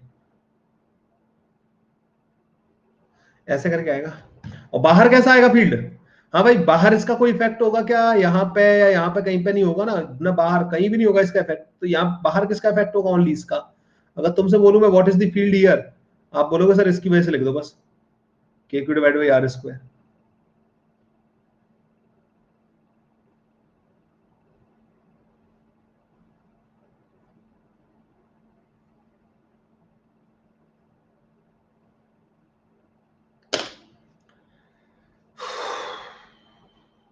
सर जब पहले से ही आउटर सरफेस पे चार्ज है, वो वाला केस बता दीजिए। ओके।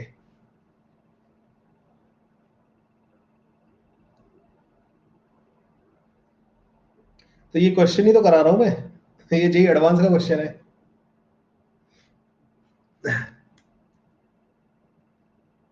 और आ जाओ भाई। अगर ये बच्चा कह रहा है कि अगर सर बाहर पहली चार्ज हो, तूने कैपिटल क्यू चार्ज दे रखा है, थिक कंडक्टर है ये, ठीक है, थिक कंडक्टर।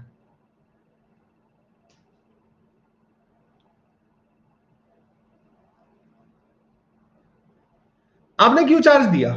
पहली बात मेरे को ये बताओ, ये क्यू चार्ज ऐसे रहना पसंद करेगा कि इसकी सिस्टम की एनर्जी मिनिमम हो?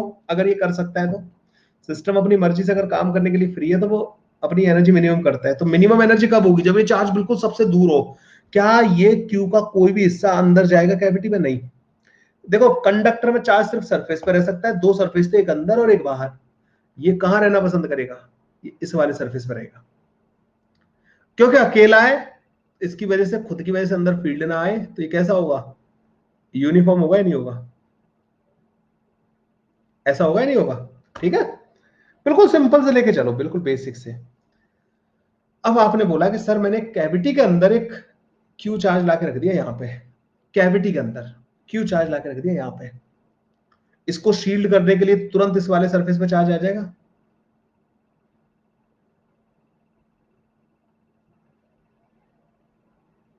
और इसका मैग्नीट्यूड कितना होगा? माइनस क्यू के बराबर। अब ये माइनस क्यू जो आया, इधर माइनस क्यू आ गया, जबकि मुझे पता है कंडक्टर में टोटल चार्ज क्यू होना है। इधर माइनस क्यू आ गया, तो यहाँ पे प्लस का क्यू आना पड़ेगा, क्योंकि और कहीं कंडक्टर में चार्ज रह नहीं सकता। और कहीं कंडक्टर के अंदर चार्ज रह नहीं सकता, सिर्फ सरफेस पे ही रह सकता है। अंदर वाले सरफेस में माइनस क्यू आ गया, there is only one more surface, this one. तो जो बचा हुआ प्लस क्यू है वो यहाँ चला जाएगा। अब बाहर वाले सरफेस में क्यू प्लस का कैपिटल क्यू हो जाएगा। ये तो होगा नॉन यूनिफॉर्म। ये तो बच्चों नॉन यूनिफॉर्म था। वो वाला तो कैसा होगा? यूनिफॉर्म होगा या नहीं होगा?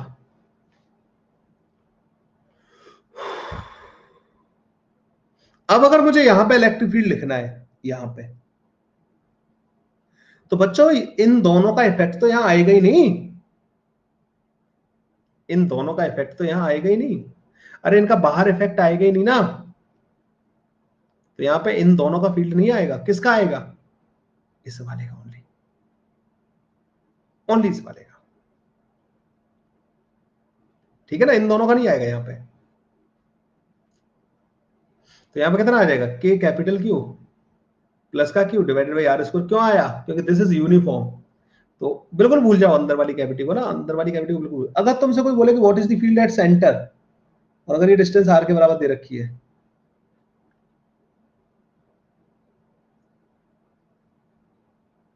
तो मुझे नहीं पता, I can not find that field because this is non uniform. Non uniform है तो इसकी वजह से भी आ रहा होगा यहाँ पे, इसके अंदर फील्ड आएगा, वो जो फील्ड लाइन जो मैं बना रहा था ऐसे करके, वो जो फील्ड लाइन जो बना रहा हूं ना मैं, but I can not find that field.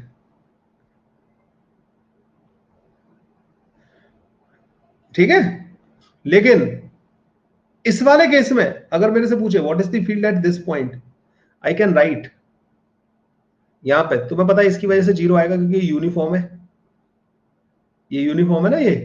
अब मैं लिख सकता हूं यहाँ पे k Q divided by are का स्क्वायर आएगा यहाँ पे, यहाँ अंदर फील्ड होगा। इस वाले में फील्ड लाइन पता कैसी होंगी, बिल्कुल सिमेट्रिक ऐसे पॉइंट चार्ज जैसी, यहाँ पे आके टर्मिनेट हो रही होंगी सीधी सीधी।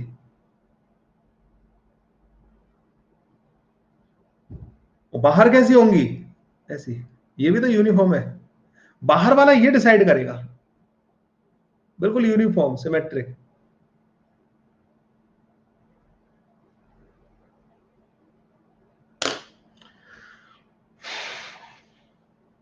जो भी फील्ड अंदर कैविटी के अंदर आएगी कांस्टेंट होगी क्या, कहाँ है कांस्टेंट, इस वाले में लिखूं तो K Q divided by are square आ रही है,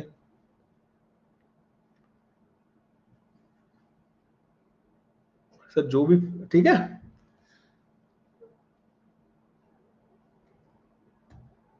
इसको, इस लाइन को मैं इतनी देर से बोल रहा हूं ना, तो मैं ई इनसाइड दी कैविटी प्लस, मतलब अंदर वाला चार्ज और कैविटी के सरफेस वाला चार्ज इक्वल एंड अपोजिट होंगे हमेशा, क्योंकि गॉस थ्योरम लगानी है, गॉस थ्योरम अप्लाई करनी है हमें। और अंदर वाले चार्ज, कैविटी के अंदर वाला चार्ज प्लस कैविटी के सरफेस वाले चार्ज का बाहर कभी भी इफेक्ट नहीं आएगा, और बाहर वाले चार्ज का और बाहर वाले सरफेस पे जो चार्ज है उसका अंदर कभी इफेक्ट नहीं आएगा। अंदर जब फील्ड लिखना है ना तो मैं कहीं पे भी कैविटी के अंदर, तो वो तुम्हें इन दोनों की वजह से लिखना है, बाहर लिखना है तो वो तुम्हें इन दोनों की वजह से लिखना है, बाहर इन दोनों की वजह से, अंदर इन दोनों की वजह से, इन दोनों का बाहर नहीं, और ऐसे करके, ठीक है।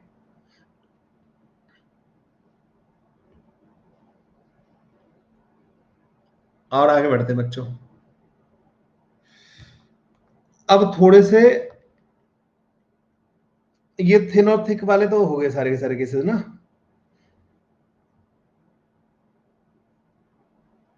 अच्छा, एनर्जी वगैरह के बारे में बात कर ले थोड़ी सी। अगर एक self energy of the conductor,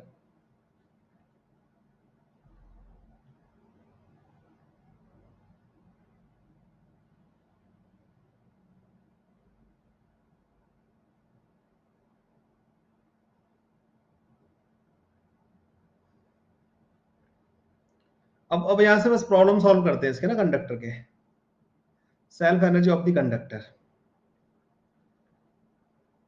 अगर इसको क्यू चार्ज दे रखा है, रेडियस आर है बच्चों, and this is hollow sphere और कंडक्टिंग है, क्या होगी बच्चों इसकी self energy, this is solid sphere,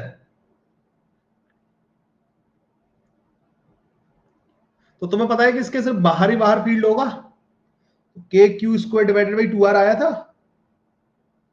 इसमें भी बच्चों सिर्फ बाहर ही बाहर फील्ड होगा, ये और ये दोनों एक ही तरीके से बिहेव करेंगे, बच्चों इसकी सेल्फ एनर्जी भी k q square divided by two r के बराबर होगी, ना कि उधर आई थी ना 3/5 के क्यू स्क्वायर बाई आर, नहीं, यहाँ पे k q square by two r होगी, दोनों की बराबर होती है बच्चों।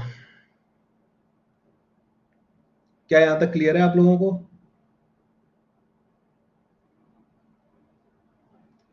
ठीक है। अरे इसमें अंदर फील्ड ही नहीं होता, एनर्जी कहां होती थी, फील्ड में होती थी, फील्ड ही नहीं है, सिर्फ बाहर फील्ड है। बाहर कैसा है, जैसा इसका है, जैसा इसका फील्ड वैसे इसका, इसमें भी सारा चार्ज सरफेस में ही रहेगा। अब इसमें हमें बनाने के लिए, सॉलिड स्फीयर को बनाने के लिए अब हमें अंदर वो आर रेडियस पे ले लेके नहीं करने की जरूरत है, हमें सिर्फ सरफेस पे ला के रख देना चार्ज। जैसे इसको बनाएंगे वैसे इसको बना देंगे, ठीक है। तो कंडक्टर में थोड़ा सा ये लोचा रहता है।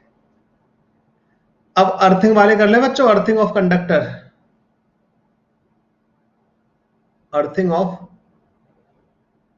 कंडक्टर्स।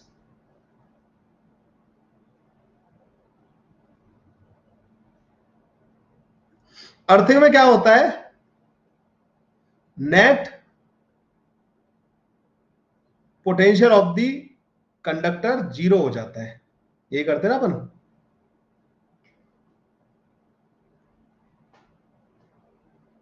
ठीक है। सो बच्चों आपने इसको कैपिटल क्यू चार्ज दे रखा था, इसको 4Q चार्ज दे रखा था,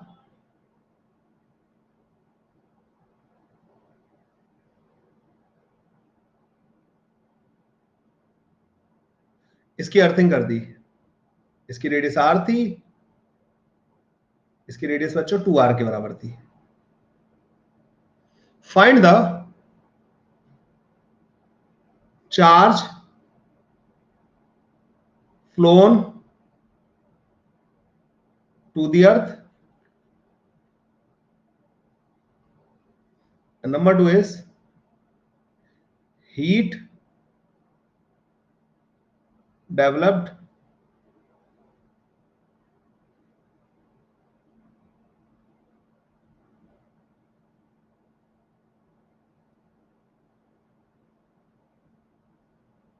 चलो अब आगे वाले कॉन्सेप्ट में क्वेश्चन के थ्रू सिखाऊंगा तुम्हें ना। ये कॉन्सेंट्रिक स्फेरिकल कंडक्टर है दोनों, they both are concentric spherical shell.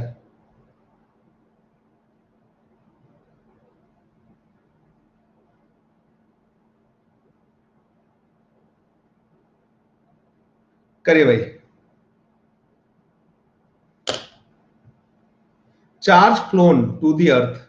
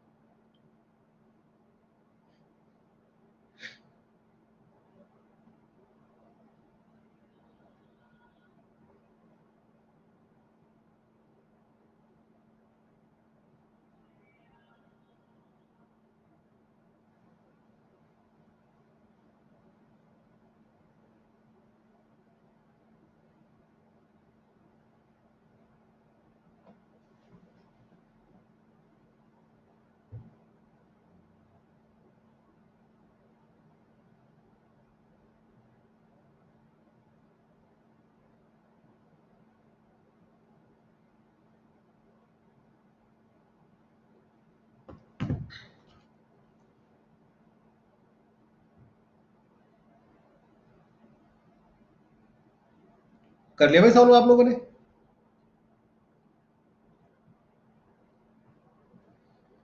देखो मेरी अप्रोच क्या रहेगी इस टाइप के क्वेश्चन में ना,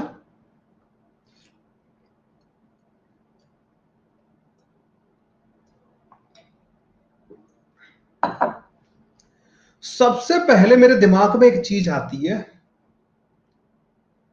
जिस भी चीज को मैं अर्थ करता हूं उसका चार्ज कंजर्व नहीं रहेगा। फिर सबसे पहली चीज अर्थिंग की, अर्थिंग की सबसे पहली कहानी होती है बच्चों कि जिसको भी आपने अर्थ किया उसका चार्ज कंजर्व नहीं रहेगा, क्योंकि चार्ज अर्थ से आ भी सकता है और अर्थ कितना भी चार्ज सप्लाई कर सकती है, कितना भी उससे निकाल सकती है। तो पहले बेशक इस पे जो भी चार्ज था वो मेरे, क्योंकि अर्थ मैंने इसको किया है तो इसका चार्ज अब मैं क्यों नहीं मान सकता। पहली बात तो सबसे पहले तो मुझे इसके चार्ज को गड़बड़ करना पड़ेगा। अब क्यू तो नहीं, मुझे इसके चार्ज के बारे में कोई आइडिया नहीं है, तो जिस भी बॉडी को आप अर्थ करो ना आगे से, उस बॉडी का चार्ज आपको अपनी तरफ से मानना पड़ेगा एक्स, एक वेरिएबल तो वो आएगा तुम्हारे पास। अब आ जाओ बच्चों बाहर वाले पे। क्या बाहर वाले को तुमने किसी से कनेक्ट किया है क्या? बाहर वाले को किसी से कनेक्ट नहीं कर रखा है, तो इसका नेट चार्ज अभी भी 4q रहेगा। अब बच्चे कंफ्यूज होते हैं इसमें, सर ये हॉलो है, इसके दो सरफेस है, अंदर वाला सरफेस, बाहर वाला सरफेस। देखो बच्चों, जैसे अर्थिंग से पहले अगर मैं तुम्हें समझाऊं इसको, अर्थिंग से अगर मैं पहले समझाऊं तुम्हें, अर्थिंग से पहले, अर्थिंग से पहले इस पे क्यू चार्ज था और इस पे 4q चार्ज था, ये थे नेट चार्ज। अगर मैं चार्जेस का डिस्ट्रीब्यूशन बताऊं ना, तो इस पे क्यू था, तो इस पे माइनस क्यू होगा और यहाँ पे 5q होगा।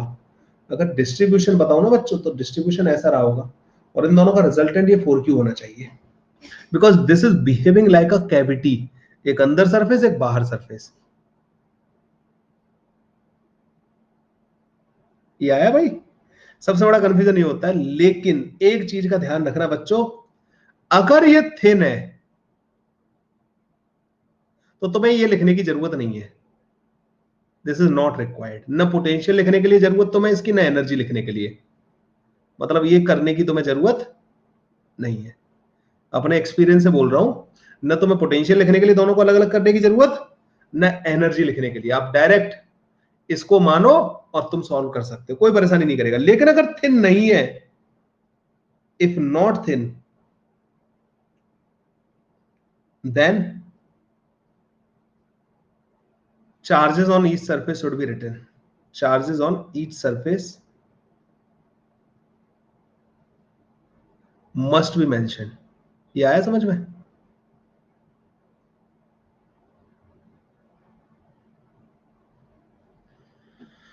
हर एक सरफेस पे आपको चार्ज मेंशन करना पड़ेगा। एक तो बहुत इंपॉर्टेंट पॉइंट ये हो गया। अब आ जाओ अपने क्वेश्चन पे। तो मैंने कहा कि x, तो 4q का भी, अब वैसे तो अगर तुम्हें चाहो तो तुम इसको ऐसे लिख सकते हो माइनस एक्स, और यहां पे लिखोगे 4q प्लस एक्स, पर फालतू का तुम उसको कॉम्प्लिकेटेड करने वाले हो। आंसर विल बी सेम, आप इसको ऐसे ना लिख के सिर्फ ये लेके चलो, आंसर विल बी सेम। बस ये ध्यान रखना, दिस मस्ट बी यूनिफॉर्म। तो हमें पता है बिल्कुल सब सिमेट्री मेमेट्री है, तो वो यूनिफॉर्म ही होगा, कोई पंगा नहीं है, ठीक है, बिल्कुल सेंटर कॉन्सेंट्रिक है सब कुछ। तो ये जो है, ये जो आएगा एक्स, ये इस पे यूनिफॉर्म ही होगा पूरे पे, क्योंकि इसके अंदर नहीं फील्ड आना चाहिए उसका। ये आ गया पहला। अब अपने पास अननोन कितना है बच्चों? एक्स, एक। मुझे इसके सरफेस पे पोटेंशियल जीरो करना है, क्यों? क्योंकि इसको अर्थ कर दिया है, जिसको अर्थिंग करते हैं अपन क्या करते हैं, उसका पोटेंशियल जीरो। मुझे इसका पोटेंशियल जीरो करना है।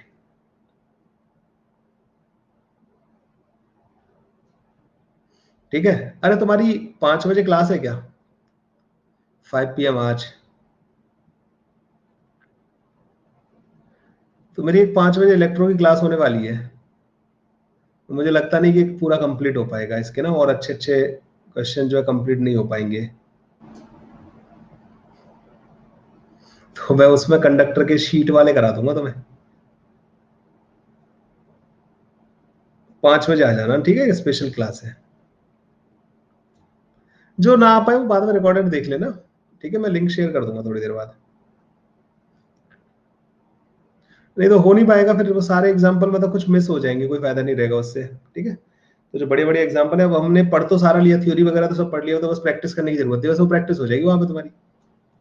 अभी छुट्टी नहीं, रुक जा, अभी 10 मिनट है अपने पास, उनको तो यूटिलाइज करने थे। सो सो बच्चों, क्या करना है मुझे? यहाँ का पोटेंशियल, दूसरा पॉइंट मेरे दिमाग में क्या आएगा कि जिसको अर्थ किया उसका पोटेंशियल क्या करना है मेरे को, उसका पोटेंशियल जीरो करना है। अब पोटेंशियल का मतलब क्या है? इसका अकेले का नहीं, पूरा नेट पोटेंशियल, मुझे यहाँ का नेट पोटेंशियल लिखना है। तो इसका नेट पोटेंशियल क्या करना है मुझे? वी इनसाइड वाले का जीरो करना है। तो पोटेंशियल कैसे लिखूंगा मैं? तो भाई ये समझ में आ रहा है, ये एक्स जो है यूनिफॉर्म होगा भाई सिमेट्री से, आप इसका लिखोगे के एक्स डिवाइडेड बाई आर। इस पर 4q चार्ज है, k 4q divided by 2r, this would be equal to zero. X की वैल्यू आ जाएगी बच्चों तुम्हारे पास माइनस का 2q के बराबर। एक्स कितना आ गया? माइनस का 2q के बराबर। पहले इस पे कितना चार्ज था इनिशियल? Q के बराबर। अब कितना बचा बच्चों अंदर वाले पे, माइनस का 2Q के बराबर। अर्थ में कितना फ्लो कर गया, find the charge flown to the earth. पहले इतना था, अब इतना बचा है, 3Q फ्लोन टू द अर्थ। अगर आप बोलो कि अर्थ से कितना आया तो आप बोलोगे -3Q। अर्थ से कितना आया -3Q, इससे कितना गया प्लस का 3Q। पहले तो पहले वाले का आंसर आया भाई समझ में आप लोगों को, find the charge flown to the earth. ये क्लियर हो गया। सेकंड पार्ट इसका बहुत इंटरेस्टिंग है। सेकंड पार्ट कहता है बच्चों, वर्क एनर्जी थ्योरम का एप्लीकेशन है सेकंड पार्ट। अब बच्चों थोड़ी सी modified work energy theorem use होगी अब इलेक्ट्रो और करंट और कैपेसिटर में। Work done by external, this is mechanical work, जो F.dr वाला होता है ना, F.ds वाला मैकेनिकल वर्क। अगर कोई है तो अच्छी बात है, नहीं तो नहीं। वर्क डन बाई बैटरी अभी नहीं आएगा, इलेक्ट्रो में नहीं आएगा, करंट से आना चालू होगा। डेल्टा के ये चेंज इन काइनेटिक एनर्जी, वो ½ mv² वाली। डेल्टा यू ये इलेक्ट्रिक पोटेंशियल एनर्जी प्लस का डेल्टा एच। बच्चों this theorem is called modified work energy theorem.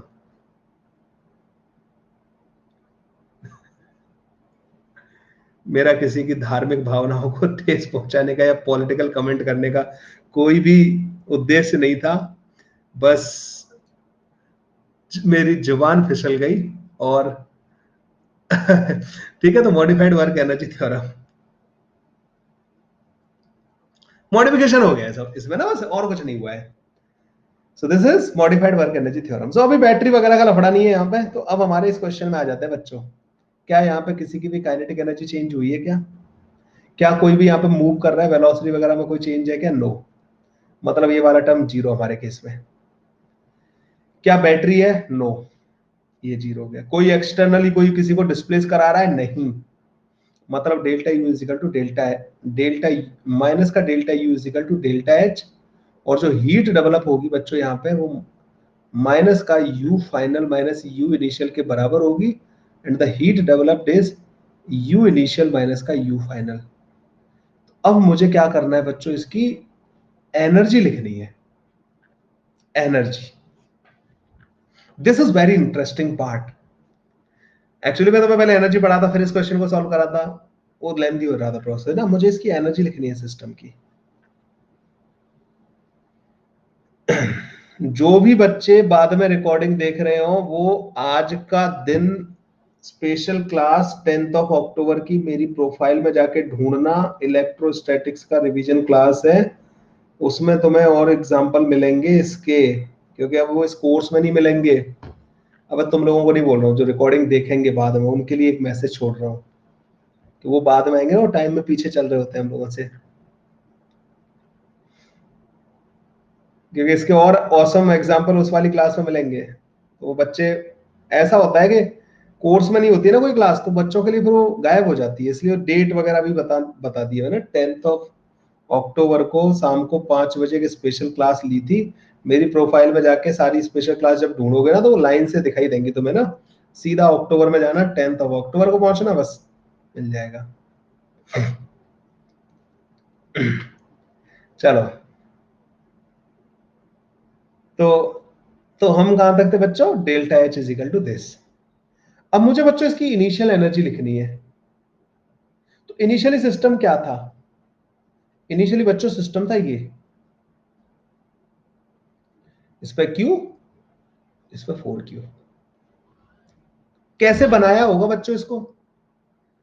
एक तो K4Q का स्क्वायर डिवाइडेड बाई 2R, ये सेल्फ एनर्जी होगी इसकी। पहले इस वाले को बनाया होगा, बाहर वाले को। KQ का स्क्वायर डिवाइडेड बाई 2R, इसको अंदर वाले को बनाया होगा। दोनों को एक एक लैब में बना लिया, एक को बड़े वाले को बना लिया, एक को दूसरे वाले को बना लिया। अब उसको अंदर लाके रख दिया मैंने यहां पे ना। ठीक है भाई, अंदर लाके रखना है। ये तो हो गई इनकी सेल्फ। अब इनके इंटरेक्शन पोटेंशियल एनर्जी। मुझे एक बात बताओ बच्चों, अगर ये यहां नहीं होता तो अंदर पोटेंशियल कितना था, अंदर पोटेंशियल कितना था, K4Q डिवाइडेड बाई 2R के बराबर था बच्चों पोटेंशियल, इस वाले की वजह से। वहां पे आपने इंफिनिटी से Q चार्ज ला के रख दिया। क्या ये इनिशियल एनर्जी लिखना आई भाई आप लोगों को? पहले सेल्फ लिख ली दोनों की और फिर ऐसे लिख ली।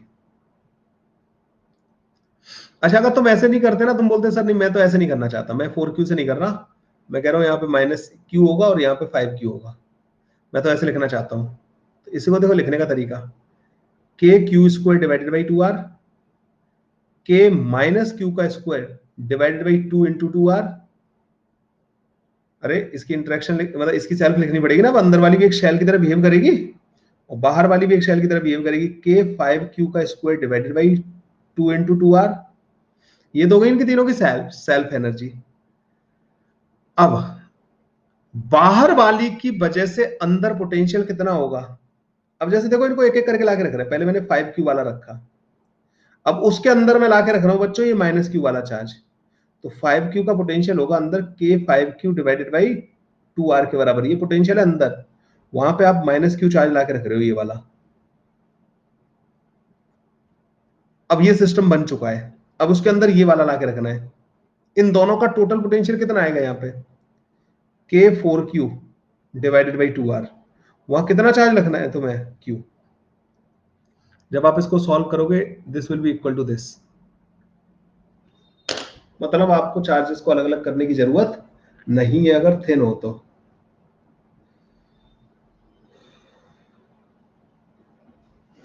इंटरेक्शन एनर्जी क्यों इंक्लूड की, सिस्टम बनाना है तेरे को, टोटल एनर्जी लिखनी है, सिस्टम बनाना है तेरे को पूरा।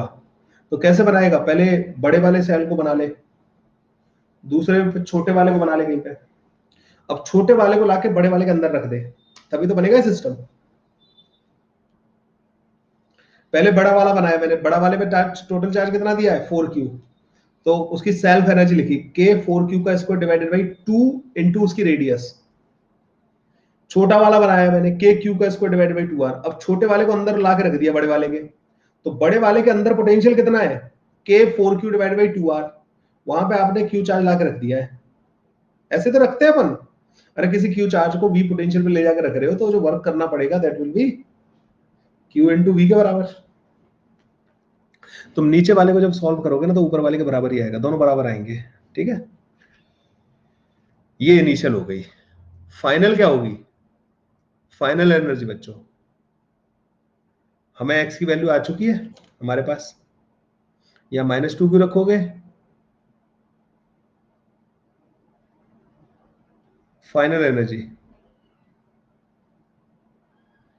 तो मैं ये सिस्टम बनाना है बच्चों, -2Q और इसमें तो 4Q चार्ज ही है टोटल, हम उसको अलग अलग नहीं करना चाह रहे हैं, +2Q रखूं फिर 6Q रखूं, नहीं, मतलब बाहर 2Q रखूं, वो नहीं करना चाहता, मैं तो सीधा कर रहा हूं क्योंकि मैंने बोला थिन है तो कोई पंगा नहीं है। इसकी एनर्जी क्या होगी, U फाइनल K4Q का square divided by 2 into 2R, K -2Q का square divided by 2 into R। और अब इन दोनों को बना लिया, बनाने के बाद इस अंदर वाली को इसके अंदर लाके रखना है, दोनों को इनफाइनाइट डिस्टेंस पे बनाया, दोनों का कोई इंटरेक्शन नहीं था, अब लाके रख दिया अंदर, K4Q -2Q divided by 2R, इसका पोटेंशियल इतना अंदर, वहां -2Q चार्ज लाके रखना है, U फाइनल आ गया, delta H is equal to U initial minus का U फाइनल।